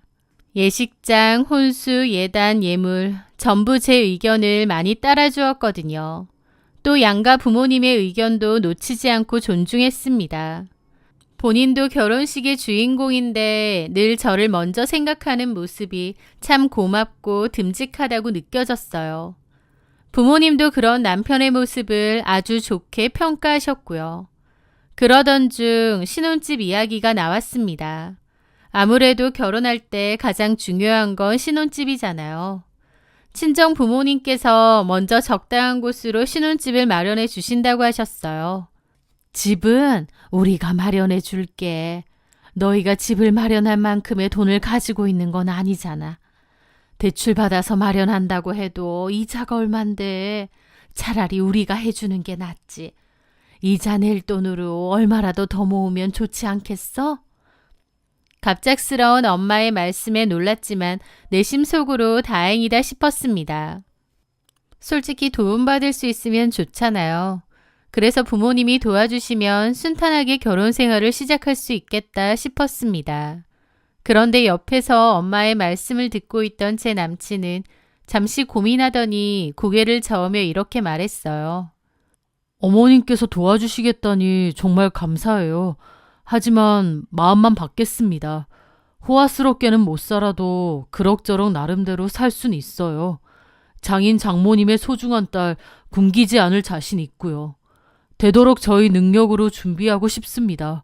그러니 믿고 지켜봐 주세요. 남친의 말에 저도 놀랐고 저희 부모님도 놀라서 잠시 말을 잃으신 듯 보였습니다. 다른 것도 아니고 신혼집을 마련해 주신다는데 그걸 마다할 사람이 어디 있겠어요? 당연히 받아들일 줄 알았는데 남친은 거절을 했고 저와 친정부모님 모두 놀라서 순간적으로 말을 잃었죠. 그러나 이내 부모님 얼굴에는 감동이 묻어났습니다. 단호하고도 확고한 남친의 모습을 보며 젊은 친구가 책임감이 대단하다고 아빠는 좋아하시더라고요. 다른 사람들 같았으면 감사합니다 하고 냉큼 받을 텐데 자기 능력으로 어떻게든 헤쳐나가 보려는 그 마음이 너무 기특하다고 하시면서요. 그날 이후 부모님은 남친을 한층 더 좋게 보셨어요. 요즘 세상에 이런 사윗감은 보기 드물다는 말까지 하셨습니다. 저도 역시 내 선택이 틀리지 않았구나 싶어서 기분이 좋았죠. 물론 쉬운 길 두고 어려운 길로 들어서는 게 당연히 저도 반갑지는 않았습니다. 대출금, 원금의 이자까지 다 감당해야 하니까 막막한 마음도 조금은 있었고요. 하지만 남친과 저 둘 다 젊고 함께 헤쳐나간다면 못할 게 또 뭐가 있나 싶은 마음이 들었고 또 저희 부모님 돈을 자기 돈으로 생각지 않고 우리의 결혼 생활은 알아서 꾸려보겠다는 그 마음가짐이 참 좋아 보이더라고요. 그런데 그때는 미처 몰랐어요. 그 말이 진심 어린 책임감이 아니라 철저하게 계산된 이미지였다는 것을요. 신혼집 지원을 거절하는 모습으로 장인 장모님께 믿음직한 사위라는 인상을 남겨두고 이후 더 큰 걸 빼앗아 가기 위한 치밀한 포석이었다는 사실을 저는 결혼 후 몇 년이 지나서야 알게 되었습니다. 그 사실을 알기 전까지 저는 그 모든 게 사랑이라고만 믿었습니다. 그렇기에 남편이 나중에 보여준 민낯은 제 인생을 송두리째 뒤흔들어 놓기에 충분했던 것 같아요.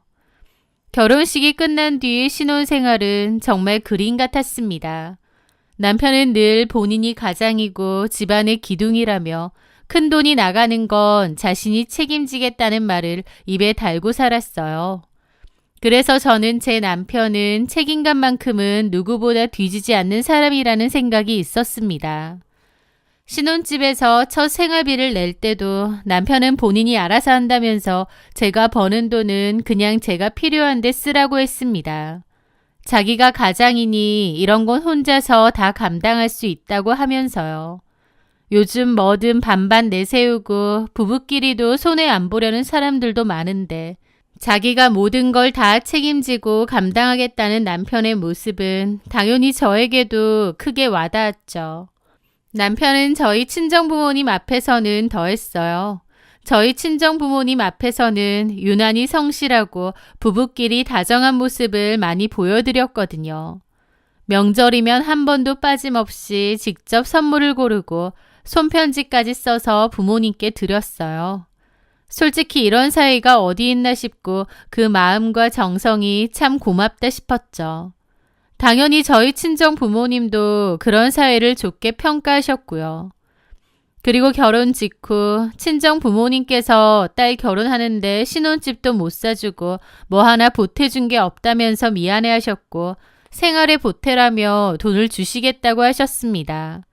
하지만 남편은 그것마저도 단번에 거절하면서 사랑하는 아내를 이렇게 잘 키워주신 것만으로도 감사하다고 금전적으로 뭔가 해주실 필요는 없다고 했죠. 그런 일들이 반복되면서 저희 남편은 책임감 있는 사위라는 이미지가 굳어졌습니다. 또 남편의 직업이 투자 전문가이다 보니 부모님은 더욱 그를 신뢰했고 일도 야무지게 잘할 것 같다고 하셨죠. 그렇게 저희 친정부모님께 평판은 아주 좋았고 저도 당연히 저희 부모님께 잘 사는 모습만 보여드리고 싶잖아요. 그래서 남편의 그런 좋은 평판을 유지하고 싶은 마음도 있었어요. 그런데 사실 저희 집에서는 아니었습니다. 친정부모님이 없는 자리에서 남편은 조금 달랐거든요.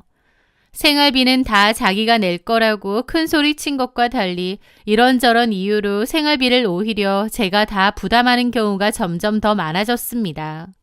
누가 쓰느냐가 중요하다기보다 남편이 큰 소리 탕탕 치는 말과 다른 행동을 보인다는 게 제 입장에선 좀 그랬죠. 결혼 초반까지만 해도 남편이 생활비를 다 댄다고 했기 때문에 제가 미안한 마음에 제 카드 하나를 남편 지갑에 넣어뒀거든요. 혹시 돈 모자라거나 하면 제 카드 쓰라고요. 남편은 극구 사양했지만 제가 필요할 때 쓰라고 넣어둔 건데 결혼하고 초반 1년 남짓까지는 그 카드에 아예 손도 안 댔습니다. 그런데 어느 순간부터 제 카드를 서서히 쓰기 시작하더라고요. 쓰라고 준 거니까 초반엔 별 생각 없었고 또 남편 혼자 생활비를 다 부담했으니까 좀 써도 괜찮았습니다. 아무 생각 없었죠. 그런데 그렇게 몇 년 살다 보니까 남편의 지출이 점차 커지는 거예요. 그것도 제 카드로요. 가전제품, 가구 등 큼직큼직한 걸 사는데도 제 걸 쓰고 나중에는 생활비나 식료품까지 자잘한 것도 제 카드로 쓰는 일이 많아졌습니다.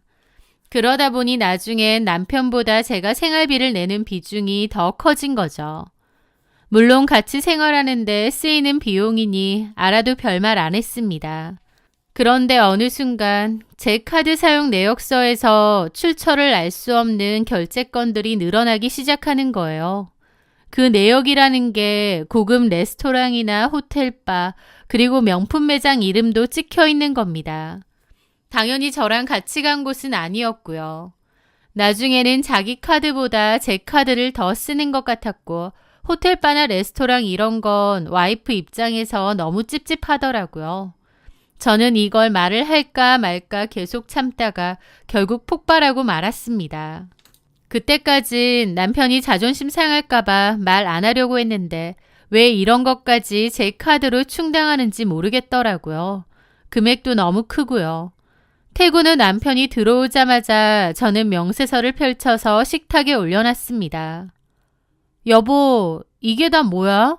내 카드를 이렇게 쓴 거 당신 맞아? 아, 그거 내가 잠깐 필요해서 쓴 거야.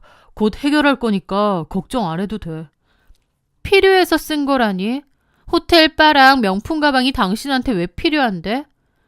저의 물음에 남편은 당황스러운 표정을 지으며 뒷머리를 긁적이더니 필요해서 사용한 거다. 다 쓸만해서 그런 거다라는 이야기만 반복하는 겁니다. 제가 이게 뭐냐고 물어보면 자초지종부터 설명을 해줘야 되는데 그런 것도 없이 넘기려는 행동이 어이없는 거예요. 그래서 제가 그랬죠. 나는 당신이 우리 부모님 도움 일절 받지 않고 뭐든 혼자서 해보겠다고 하는 그런 모습이 참 든든하고 좋았거든. 근데 내가 오랫동안 그냥 가만 있었는데 이제는 거의 모든 걸 다 내 카드로 쓰는 것 같고 심지어 이런 걸 왜 썼는지도 공유 안 한다는 거야? 도대체 호텔 라운지니 바니 명품 가방이니 이게 당신한테 왜 필요한데? 그런데 남편은 순간 표정이 굳더니 목소리를 높여서 따지는 겁니다. 아, 내가 무슨 허튼 데 쓴 것도 아니고 필요해서 쓴 건데 왜 사람을 몰아가? 당신이 쓰라며! 솔직히 나 여태까지 당신하고 장인 장모님한테 최선을 다했어. 내가 허튼 짓 할 인간도 아니고 이유가 있어서 그랬나 보다 할 수도 있는 거지. 넘길 게 따로 있지. 호텔 바랑 명품 매장에서 카드 긁은 남편을 어떻게 이해하고 넘기니? 남편은 한숨을 쉬며 말을 하더라고요. 자산 운용사에서 일하다 보니 거액의 자산을 굴리는 VIP 고객들을 접대하는 자리가 많은데 회사 법인카드 한도가 갑자기 막혀버려서 급하게 제 카드를 쓸 수밖에 없었다는 겁니다. 남편 개인 카드도 한도가 간당간당한 상태라 사용할 수 있는 카드가 제 카드밖에 없었다면서요. 융통성 있게 제 카드를 사용하고 나중에 회사에 경비 처리를 하면 된다고 생각했대요. 그러면서 이번 달 안으로 그 돈은 해결하겠다고 했습니다. 듣고 보니 남편의 직업 특성상 그럴 수도 있겠다 싶었죠. 그런데 참 이상했어요. 남편의 말을 듣고 그렇구나 하고 고개를 끄덕였지만 이상하게 속에선 뭔가 걸리는 느낌이 들었거든요. 뭔가 남편이 이 상황을 모면하려고 적당히 둘러댄다는 느낌을 지울 수가 없었습니다. 겉으로는 이해하는 척했지만 속으로는 찜찜하게 그날의 이야기는 마무리됐어요. 그리고 남편이 하도 그런 일로 자존심 상해하고 속상해하길래 저도 더 이상 물고 늘어지면 큰 싸움이 될 것 같아서 그냥 넘겼습니다. 남편과 카드 사용 문제로 크게 싸운 뒤 우리 사이에는 눈에 보이지 않는 벽이 생겼습니다. 예전에는 이야기도 잘 나누고 함께 식탁에 마주보고 앉아서 밥도 먹곤 했지만 예전처럼 마음이 편하지 않은 거예요. 남편의 그런 모습을 보니 자연스레 돈 문제나 카드 사용에 관한 이야기는 눈치가 보이고 안 하게 되더라고요. 어쨌든 남편과 제 사이는 그 일을 계기로 미묘하게 틀어졌고 사이가 좀 냉랭해졌습니다. 저는 이렇게 계속 살 수 없으니 먼저 좀 풀어야겠다 싶었습니다. 그 무렵 남편은 회사에서 중요한 프로젝트를 진행 중이라 매일같이 야근을 하고 있었어요. 늦은 밤까지 퇴근도 못하고 고생하는 남편을 생각하니 안쓰럽기도 해서 야식을 준비해서 회사로 찾아가기로 했습니다. 깜짝 서프라이즈로요. 팀원들이랑 같이 먹을 수 있게 넉넉한 양의 김밥을 준비했고 과일과 음료도 챙겼죠. 남편 회사 위치는 알고 있었지만 한 번도 직접 찾아간 적이 없어서 조금은 긴장되더군요. 밤 9시가 넘은 시간 남편 회사 건물 앞에 도착했습니다. 야근하는 직원들이 드문드문 건물 안으로 들어가거나 나오는 모습이 보였어요. 저는 경비실에 들러 남편한테 야식 좀 전해주고 싶다고 설명했고 경비 아저씨가 친절하게 안내해 주셨습니다. 엘리베이터를 타고 남편이 있는 층에 도착하니 사무실 복도 불빛이 환하게 켜져 있더라고요. 유리문 너머로 몇몇 직원들이 모여있는 그림자가 보였고 저는 혹시라도 방해가 될까봐 최대한 소리를 내지 않고 조심스레 문을 열고 안으로 들어가려는데 그 순간 제 발걸음을 멈추게 하는 목소리가 들려왔습니다. 어디선가 낯익은 남편의 목소리가 들리더라고요. 남편은 복도 한켠의 의자에서 동료랑 커피를 마시며 얘기를 하고 있는 듯 했습니다. 그런데 그 대화가 충격적이더라고요. 결혼하기 전부터지. 딱 보니까 돈 좀 있는 집안 같더라고. 그래서 좀 알아보니까 와이프가 무남동녀 외동딸이야. 장인장모 앞으로 상가 건물이 하나 있는데 완전 노른자 땅이라 월세가 진짜 쏠쏠해. 위치 알지? 이야, 거기 진짜 알토란인데 유동인구도 많고. 나도 그런 데서 가게 하나 하고 싶은데 너 와이프 잘 물었다. 니네 장인어른한테 잘 얘기해서 나 거기 임대 자리 좀 봐줘. 나중에 그거 내가 먹어야지. 네가 어떻게 먹어? 내가 결혼 전부터 쫙 빌드업 하고 있잖아. 지금 몇 년째 믿음직한 사이 코스프레 하고 있는 줄 아냐? 그 집에 아들도 없고 딸내미 하나 있는데 결국 누구한테 의지하겠냐고. 아, 네가 그걸 노리고 결혼을 했다 이거야? 그래. 몇 년간 책임감 있고 성실한 사위인 척 열심히 연기하고 있다. 우리 사이 없으면 안 된다는 말이 나오게. 몇 년 안에 상속세나 증여세 문제 때문에라도 아내한테 건물을 증여하게 될 텐데 그럼 상의는 누구랑 하겠어? 당연히 나랑 하겠지. 그때 아내 명의로 건물 이전할 때 세금 얘기하면서 나한테도 같이 넘길 수 있게 내가 양념 잘 쳐놔야지. 그리고 건물 명의 넘어오면 소송 걸어서 내 목 딱 챙기고 이혼하면 끝나는 거지. 너 이혼하게? 야, 지긋지긋해서 살기 싫어. 게다가 요즘 들어서는 카드 쓴 거 가지고 잔소리를 해대는데 연기하는 것도 지긋지긋하고 귀찮아 죽겠다. 돈 있는 집 딸이면 좀 팍팍 쓰게 해주면 좋은데 얼마나 쪼잔백인지. 더럽고 치사하고. 전에 미나한테 가방 사준 것도 내가 깜빡하고 와이프 카드 썼거든. 그거 가지고 난리치는 거 내가 적당히 변명으로 무마했잖아. 미나라면 네가 자주 가는 그 노래주점 여종업원? 그래.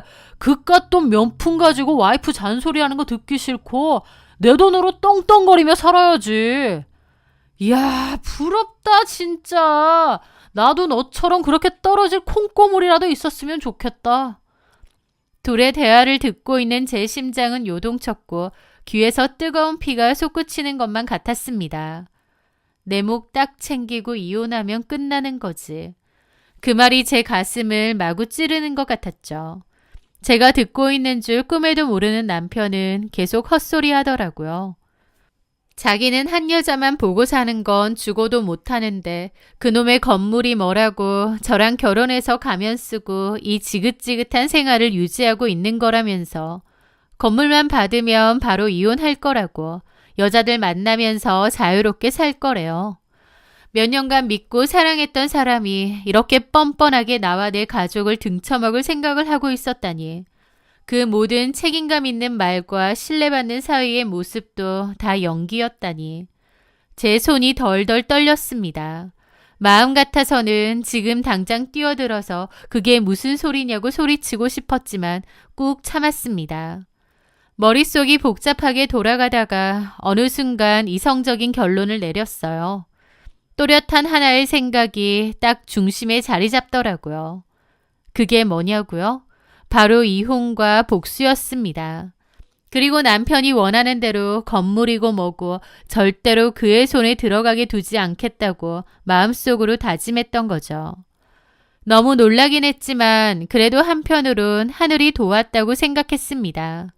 친정 부모님의 건물이 하마터면 남편한테 넘어갈 뻔한 건데 제가 공교롭게 그 속내를 듣게 되었잖아요. 아무것도 모르고 당할 뻔하다가 그 시커먼 꿍꿍이를 미리 알게 됐으니 어쩌면 잘된 일이라 생각됐던 거죠. 저는 조용히 발걸음을 돌려 회사 건물을 빠져나왔습니다. 집으로 돌아가는 내내 회사에서 들은 대화가 머릿속을 떠나지 않았습니다. 남편의 목소리, 동료의 비웃음, 그리고 건물만 받으면 이혼이라는 결정적인 한마디. 그날 밤 저는 단 한숨도 자지 못했어요. 이 결혼이 다 계획된 사기극이었다면 나도 그에 상응하는 대가를 치르게 해야겠다고 결심했죠. 그리고 그 후로 저는 조용히 움직였습니다.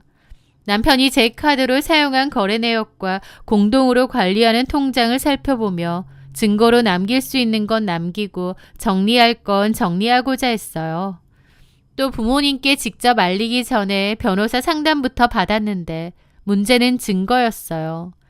남편이 친정 부모님의 건물을 노리고 저와 결혼했다는 결정적인 증거가 없었습니다. 증거가 없다면 만들어야만 했고 계속 고민을 하게 되었죠. 남편은 평소처럼 대했습니다.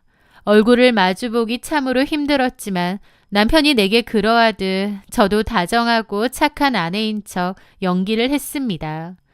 그리고 어떻게 증거를 잡을 수 있을까 고민 끝에 남편의 동료에게 연락해 몰래 찾아갔습니다. 남편 몰래 난데없이 제가 연락해서 찾아가자 회사 동료는 무척이나 당황스러운 것 같더라고요. 저는 당신과 내 남편이 나눈 대화를 다 들었다고 이야기했습니다. 동료는 몹시 놀라고 당황해하면서 미안하다고 하더라고요. 저는 남편의 회사 동료에게 그때 했던 말에 관해서 뭐라 할 생각 없고 남편 몰래 남편이 계획한 내용에 대한 증거만 얻으면 된다고 했습니다. 그 동료는 미안한데 자기는 이 일과 상관이 없다고 발을 빼겠다고 하더라고요. 그래서 저는 미리 준비해 간 것을 꺼냈습니다. 그건 바로 현찰과 가게 계약서였죠. 이게 뭐죠? 남편 통해서 성민 씨 얘기 종종 들었어요. 회사 그만두고 가게 하고 싶어 하신다고. 이 정도 돈이면 가게 리모델링 하는데 문제 없을 거예요.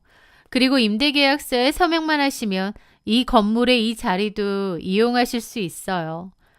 아시다시피 저희 부모님 상가 건물 인기 많은 거 아시죠? 보증금 필요 없고 월세도 1년간 안 받을게요. 어때요? 남편 말로 그 동료는 승진에도 누락이 많이 되고 회사 생활도 힘들어해서 회사 생활 정리하고 자신만의 가게를 하나 차리고 싶어 한 지 꽤 됐다고 했거든요. 가게를 차릴 수 있게 도와주겠다고 했더니 회사 동료의 눈동자가 심하게 흔들리는 겁니다. 그러더니 잠시 후 알겠다고 제가 원하는 대로 하겠다고 했습니다. 회사 동료는 저와 계획한 대로 남편에게 일부러 우리 친정부모님의 건물을 이야기하면서 다시 한번 계획적으로 결혼한 것이라는 내용의 대화를 나누었고 그걸 녹음해서 제게 넘기겠다고 했습니다. 이혼할 때 증인으로 나서줄 것도 약속했고요. 얼마 후 남편의 동료에게서 녹음 파일을 건네받았고 그 안에는 남편이 직접 입으로 내뱉은 말들이 고스란히 담겨 있더라고요. 처가 건물만 받으면 이혼한다. 책임감 있는 척 연기한 건 건물을 받기 위해 계획적으로 움직인 거다라는 말이 담긴 증거물을 확인하고는 드디어 이 위선적인 결혼 생활을 마무리할 때가 왔구나 생각했어요. 변호사에게 제가 확보한 증거물을 전달했습니다. 그 부모님께도 이 사실을 말씀드려야겠더라고요. 큰 충격을 받으실까봐 걱정은 됐지만 어차피 곧 알게 되실 거 너무 크게 충격받지 않게끔 최대한 조심하면서 말씀드려야겠다고 생각했죠. 그리고 저는 부모님께 그간 있었던 일과 함께 남편의 정체를 모두 전했습니다. 역시나 친정부모님은 믿고 의지하던 사위에게 배신당했다는 사실에 놀라셨지만 이내 진정된 모습으로 제 이혼을 적극적으로 도와주셨어요. 물론 그 과정에서 부모님을 지켜보며 죄송스러운 마음을 지울 수는 없었습니다. 비록 제 잘못은 아니지만 그래도 이런 일을 겪게 해드려서 참 죄송하더라고요. 저는 남편에게도 통보를 하고 시부모님께도 다 알려야겠더군요. 그래서 일부러 친정부모님, 시부모님까지 모두 모시는 자리를 마련했습니다. 한정식집 룸을 예약했고 준비한 녹음 파일, 문자기로 카드 내역을 모두 정리해 두었습니다. 그날 모두가 식탁에 둘러앉아 평범한 대화를 나누다가 드릴 말씀이 있다고 했어요. 그리고 태연하게 가방에서 작은 녹음기를 꺼내 테이블 중앙에 올려놓았습니다. 그리고 재생 버튼을 눌렀죠. 잠시 후 정적이 흐르는 방 안에 남편의 목소리가 선명하게 울려 퍼졌습니다. 건물만 받으면 이혼한다니까. 그 집안 재산 다 내가 손에 놓을 거야. 책임감 있는 척한 것도 다 쇼지. 그래야 장인 장모가 좋아할 테고. 나중에 재산 넘기는 것도 수월하지 않겠어? 난데없이 흘러나온 남편의 음성. 순간 정적이 흘렀습니다. 모두의 시선이 테이블 중앙의 작은 녹음기로 향했고 동시에 남편에게로 쏠렸습니다. 시부모님은 얼굴이 굳었고 친정부모님은 분노와 허탈감이 뒤섞인 눈빛으로 남편을 바라봤습니다. 남편은 얼굴이 하얗게 질리며 더듬거리기 시작했습니다. 이게 어떻게 된 일인지 주변을 두리번거리고 몹시 당황스러워했죠. 저는 그런 남편에게 말했습니다. 밤늦게까지 야근하며 고생하는 널 위해 야식을 챙겨갔다가 회사 동료와 나누는 대화를 듣게 되었다고요. 남편은 더듬거리며 변명을 하더라고요. 그건 농담이었어. 진심 아니야. 그냥 동료랑 농담처럼 주고받은 말이야. 믿어줘. 남편은 진심이 아니었다고 저와 모두에게 해명했지만 반응은 싸늘하기만 했습니다. 남편의 변명이 전혀 통하지 않았어요. 누가 농담을 그렇게 구체적으로 하나요? 친정부모님은 계속해서 괘씸하게 쳐다보셨고 시부모님은 죄인처럼 아무런 말씀이 없으셨죠. 그리고 내 카드 쓰는 것도 회사 접대 때문에 어쩔 수 없었던 게 아니라 내 카드로 흥청망청 논다고 쓴 거 다 안다는 말도 했습니다. 여자 나오는 술집도 다니고 거기서 지명으로 만나는 여자도 있다는 얘기도요. 남편은 안절부절 못하더니 결국 고개를 들지 못했습니다. 저는 곧이어 미리 준비한 이혼 서류를 내밀었어요. 그리고 양가 부모님이 계신 자리에서 차분히 선언했죠. 더 이상 이런 인간과 같이 살 수 없다고요. 계산으로 시작한 결혼이니 나도 계산기 다 두드려서 받아낼 거 받아내고 끝내겠다고 했어요. 시부모님은 말을 잇지 못하셨고 친정부모님은 제 손을 꼭 잡아주셨습니다. 처음 만났을 땐 세상에서 가장 따뜻하고 책임감 있는 남자인 줄 알았던 남편. 하지만 그 모든 건 저희 부모님 돈을 노린 철저히 계산된 행동이었죠. 제 카드를 몰래 쓰며 회사 핑계를 대고 동료 앞에서는 건물만 받으면 이혼한다며 비웃던 남편. 남편은 죄인처럼 고개를 숙였고 저는 담담하게 이 결혼의 종지부를 찍었습니다. 이혼 판결은 제게 유리하게 났습니다. 남편은 재산 분할은커녕 저에게 위자료까지 물어줘야 했고 저희 회사에도 이혼 사유에 대해 알렸습니다. 남편은 자기 직업을 이용해 처가 재산을 뺏으려는 목적도 있었기에 이 일이 문제가 되어 자산 운용사에서도 신뢰를 잃고 잘리게 되었습니다.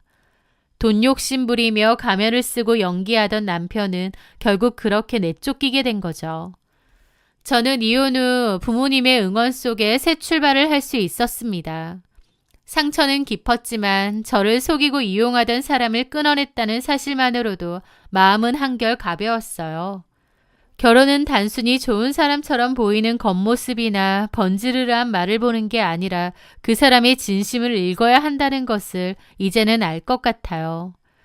사랑이라 믿었던 것이 거짓이었다는 사실은 아프지만 그 덕분에 저는 더 단단해졌다고 믿고 싶습니다. 그럼 지금까지 저의 긴 사연을 들어주셔서 감사합니다.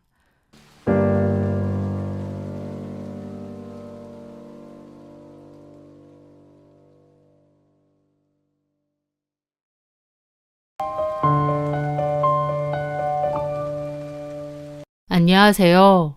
제가 이혼을 하고 혼자 산 지 벌써 3년이 되어 가네요. 시간도 많이 흘렀고 이제는 보다 담담해진 기분으로 과거를 돌아볼 수 있게 되었습니다. 많이 사랑했던 만큼 상처도 컸던 저의 이혼. 하지만 이혼에는 추후에 후회도 없습니다. 결혼 생활 자체는 남부러울 것 없이 행복했지만 그 속에는 저를 철저하게 속여왔던 아내의 추악한 진짜 모습이 숨겨져 있었거든요. 저는 대기업의 차장이고 결혼 생활은 6년 정도 했었습니다. 아내나 저나 딩크를 원했기 때문에 따로 자녀는 없습니다. 아이가 없어서 적적하지 않느냐, 결혼 생활 10년 가까이 되면 이제 서로 할 말도 없지 않느냐 등등의 말들이 주변에서도 많았어요. 하지만 저희 부부는 아니었습니다. 오히려 늘 신혼 같은 기분이었어요. 사이도 좋았고요. 저희 아내는 굉장히 미인이었습니다. 저하고는 5살 차이가 났는데 키도 크고 늘씬하고 누구나 돌아볼 정도로 미인이었죠. 물론 저도 아내가 너무 미인이어서 한눈에 반한 거고요.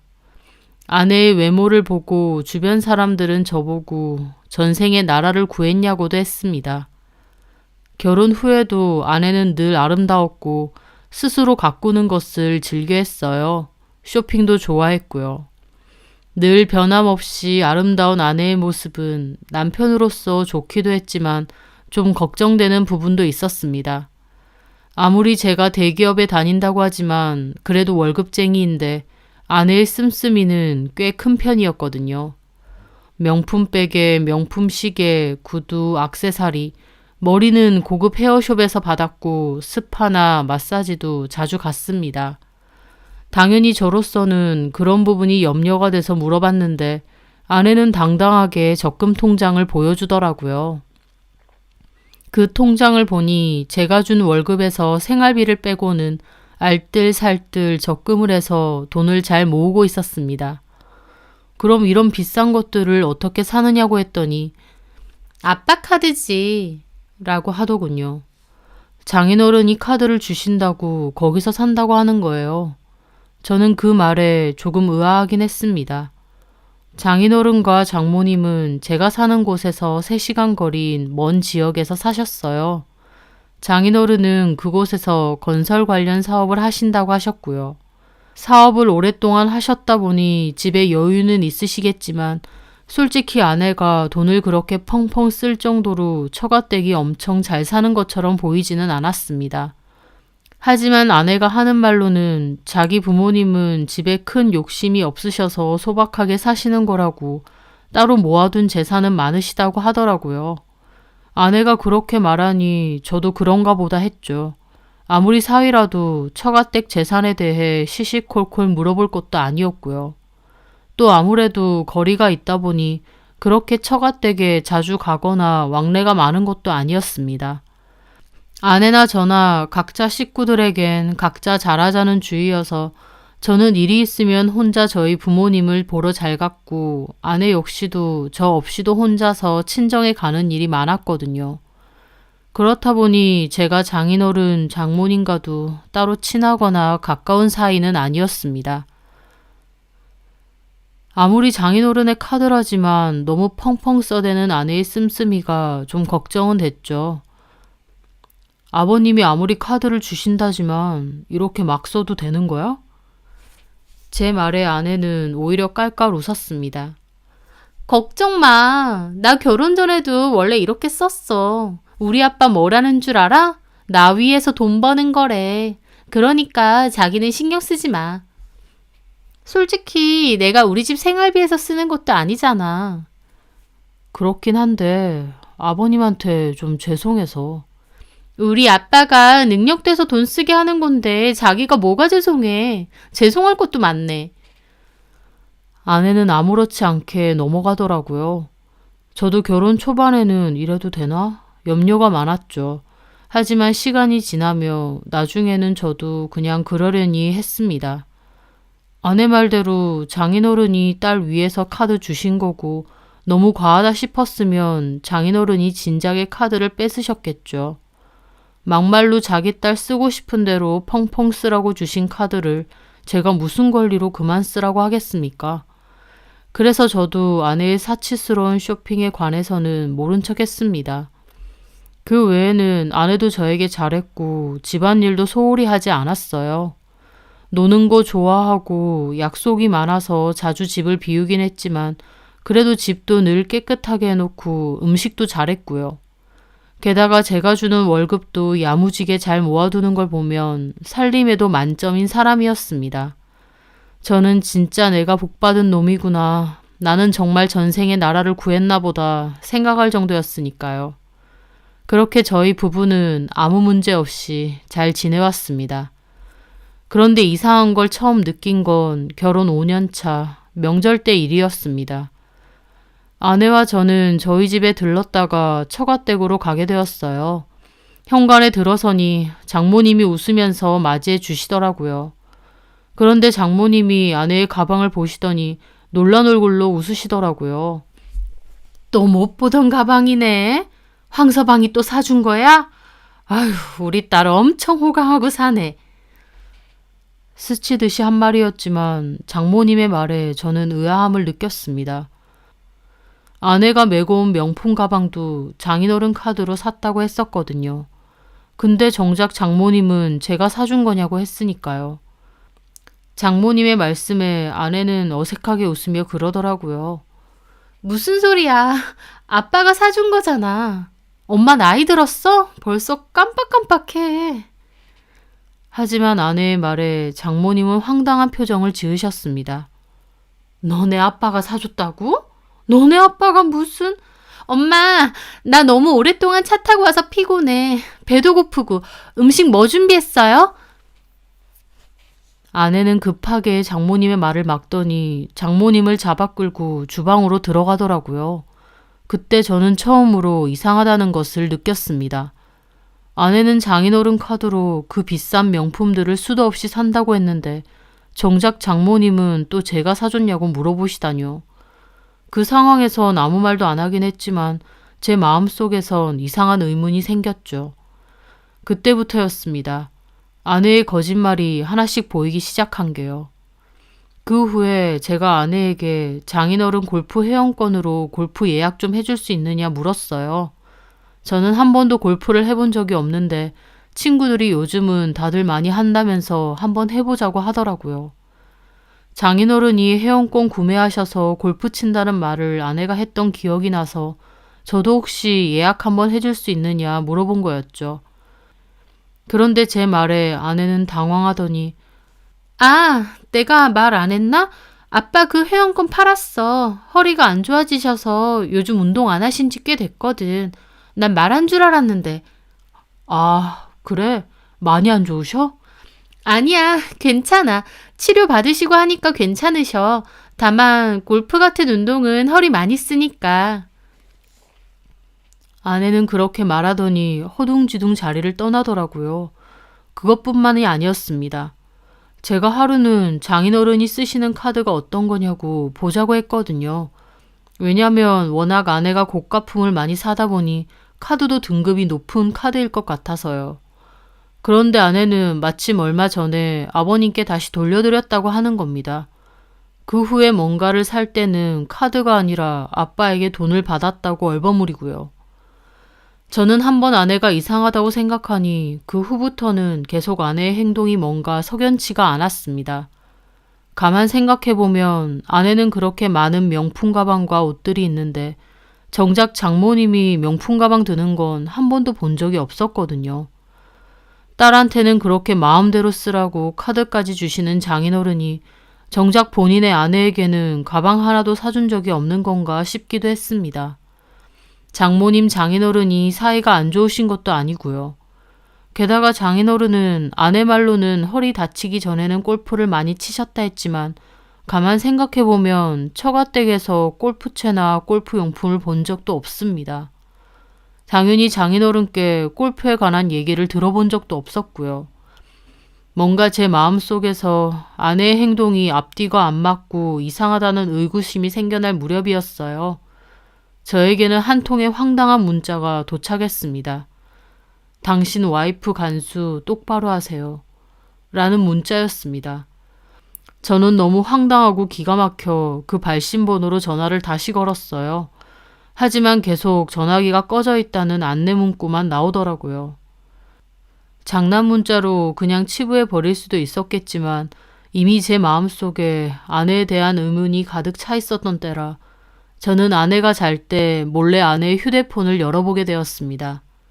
문자 내역, 사진첩, 통화 내역 다 뒤져봤지만 그 어디에도 부정행위의 흔적은 보이지 않더군요. 역시 장난 문자였을까 생각하던 찰나 저는 우연히 일정 관리 캘린더 어플로 들어가게 되었습니다. 그런데 그 캘린더에는 날짜별로 알 수 없는 기호들이 가득 차 있었어요. 어떤 날은 빨간 하트, 어떤 날은 동그라미, 별표와 샵 모양도 있었죠. 그 옆에 숫자도 써져 있었고요. 그 기호들이 겹쳐 있는 날도 있었고요. 이게 도대체 뭘까? 저는 아내의 폰을 좀 더 자세하게 뒤져보기 시작했어요. 그리고 메모장을 열어본 순간 믿을 수 없는 진실에 숨이 턱 막혀왔습니다. 왜냐면 그 메모장에는 결혼 생활 내내 숨겨두었던 아내의 진짜 모습이 담겨 있었거든요. 달력에 표시된 기호가 뭐였냐고요? 그건 아내가 만나는 남자들에 관한 표시였습니다. 그리고 그 기호별로 남자의 이름, 직장, 결혼 유무와 좋아하는 음식, 좋아하는 여자 스타일, 장소, 심지어는 받은 현금이나 선물까지도 자세하게 기재가 되어 있었습니다. 결국 달력에 있던 기호들은 아내가 만나오던 남자들에 대한 약속 표시였던 겁니다. 처음에는 이게 뭔가 싶었어요. 하지만 좀 더 자세하게 살펴보니 알겠더군요. 아내가 여러 남자들을 만나오고 있었고 그 남자들과 관계를 맺으며 금전적인 이득을 취했다는 사실을요. 한마디로 아내는 여러 명의 남자들에게 스폰을 받아왔던 겁니다. 이게 정말 현실일까 싶어 저는 정신이 다 아득해져 오더라고요. 저와 결혼 생활을 하는 제가 사랑하고 아끼는 저의 아내가 한 명도 아닌 여러 명의 남자들을 번갈아가며 만나고 그에 따른 금전적인 이득을 취하고 있었다니 충격 그 자체였습니다. 차라리 어떤 놈이랑 바람을 피우고 있었대도 그 정도로 놀라진 않았을 겁니다. 그런데 이건 너무나도 상습적이고 심지어는 전문적이기까지 했어요. 내가 알고 있는 아내의 진짜 모습은 도대체 뭘까 싶기도 했고요. 저는 떨리는 손발을 주체하지 못하며 겨우겨우 그 증거들을 따로 모아두었어요. 그리고 방으로 가 아내에게 말했죠. 이게 어떻게 된 거냐고. 아내는 자기 폰을 제가 들이밀자 몹시 놀라더라고요. 저는 떨리는 마음을 겨우 진정하고 침착하게 물었습니다. 도대체 언제부터 이랬던 거야? 아내는 말도 안 되는 변명을 늘어놓더군요.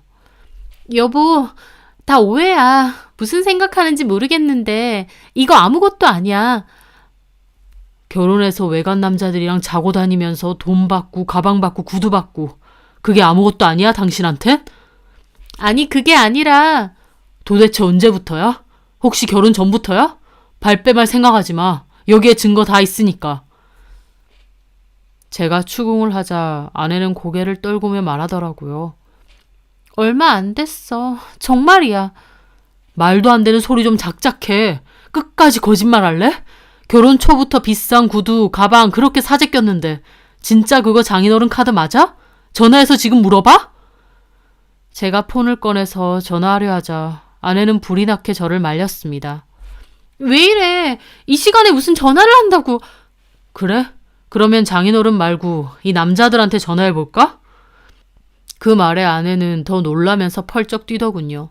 안 돼, 큰일 나. 그 사람들 다 가정 있는 사람들이란 말이야. 참 기가 막혀 헛웃음이 나오더라고요.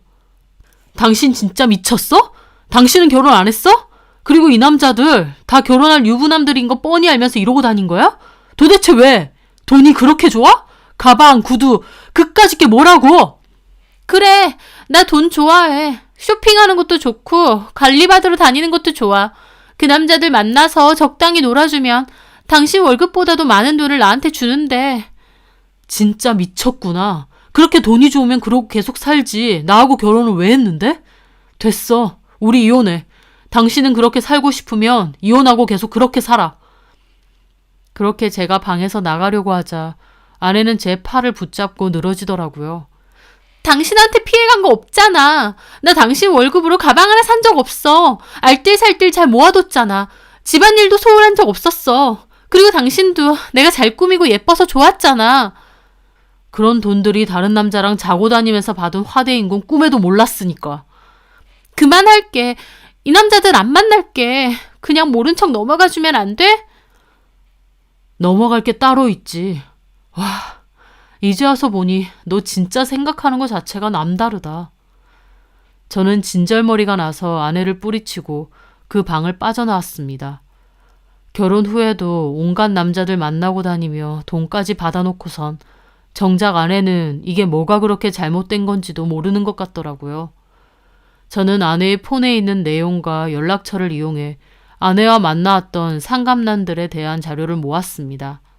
그리고 그 길로 변호사 사무실에 찾아갔죠. 저는 아내와의 이혼 소송은 물론 그 남자들에 대한 상간 소송도 함께 진행하기로 했어요. 한두 명이 아니었기에 변호사 사무실도 놀라더라고요. 아내가 만나왔던 남자들은 제법 사회적 지위가 높은 사람들이었습니다. 그 때문에 그 사람들은 소장을 받자마자 전화기에 불이 날 정도로 합의를 제안하더군요. 저도 어차피 아내와는 이미 끝났고 소송으로 시간을 계속 허비하고 싶지도 않았습니다. 그래서 그 남자들과 합의를 봤어요. 아내는 그 과정에서 저에게 전화해서 난리도 쳤습니다. 자기 팔아서 돈 챙기냐고요. 저야말로 기가 막히더라고요. 나한테 미안한 것도 없이 참 끝까지 뻔뻔하다. 결혼 생활 내내 나 속이고 외도를 저질러 놓고 이제 와서 내가 당신을 팔아서 돈 챙긴다고? 나야말로 묻자. 그렇게 돈이 좋으면 차라리 돈 엄청 많은 그런 남자 찾아서 결혼할 것이지. 왜 월급쟁이인 나랑 결혼했는데? 사랑하니까 했지. 당신 같은 사람이 사랑이 뭔 줄이나 알아? 내가 눈치 못 챘으면 당신은 아직까지도 나 속이고 그러고 살 사람이야. 배신하고 속이면서 겉으로만 좋아 보이면 그게 사랑인 것 같아? 당신 팔아서 돈 챙긴다고? 그래, 그렇게라도 안 하면 억울해서 안 되겠어. 내 결혼 생활 통으로 당신한테 배신당하고 산 건데 돈이라도 챙겨야 내가 덜 억울하지 않겠냐고. 제 말에 아내는 더 이상 아무 말도 하지 않고 전화를 끊었습니다. 그렇게 아내와의 이혼 소송은 이어졌고 제 승소로 마무리를 지었습니다. 저는 결혼 5년 차에 다시 혼자가 되었죠. 행복하게 잘 살자고 마음먹었지만 주변에 부러움도 많이 사면서 결혼했는데 참 그 끝이 씁쓸하더라고요. 겉으로는 아름답고 완벽했던 저의 아내, 전생에 나라를 구한 거 아니냐는 소리까지 들을 정도로 완벽 그 자체였던 저의 아내. 하지만 그 속은 돈밖에 모르는 시커먼 거짓으로 가득 차 있었습니다. 그 결혼을 끝내고 다시 혼자가 되었지만 오히려 홀가분한 마음이 더 큽니다. 화려한 겉모습보다 내면이 더 중요하다는 사실을 내심 다시 깨닫게 되었네요. 화려한 겉모습이 아닌 진짜 내실을 알아볼 수 있는 그런 사람이 될 수 있게 노력하며 살려고 합니다. 제 사연 들어주셔서 감사합니다.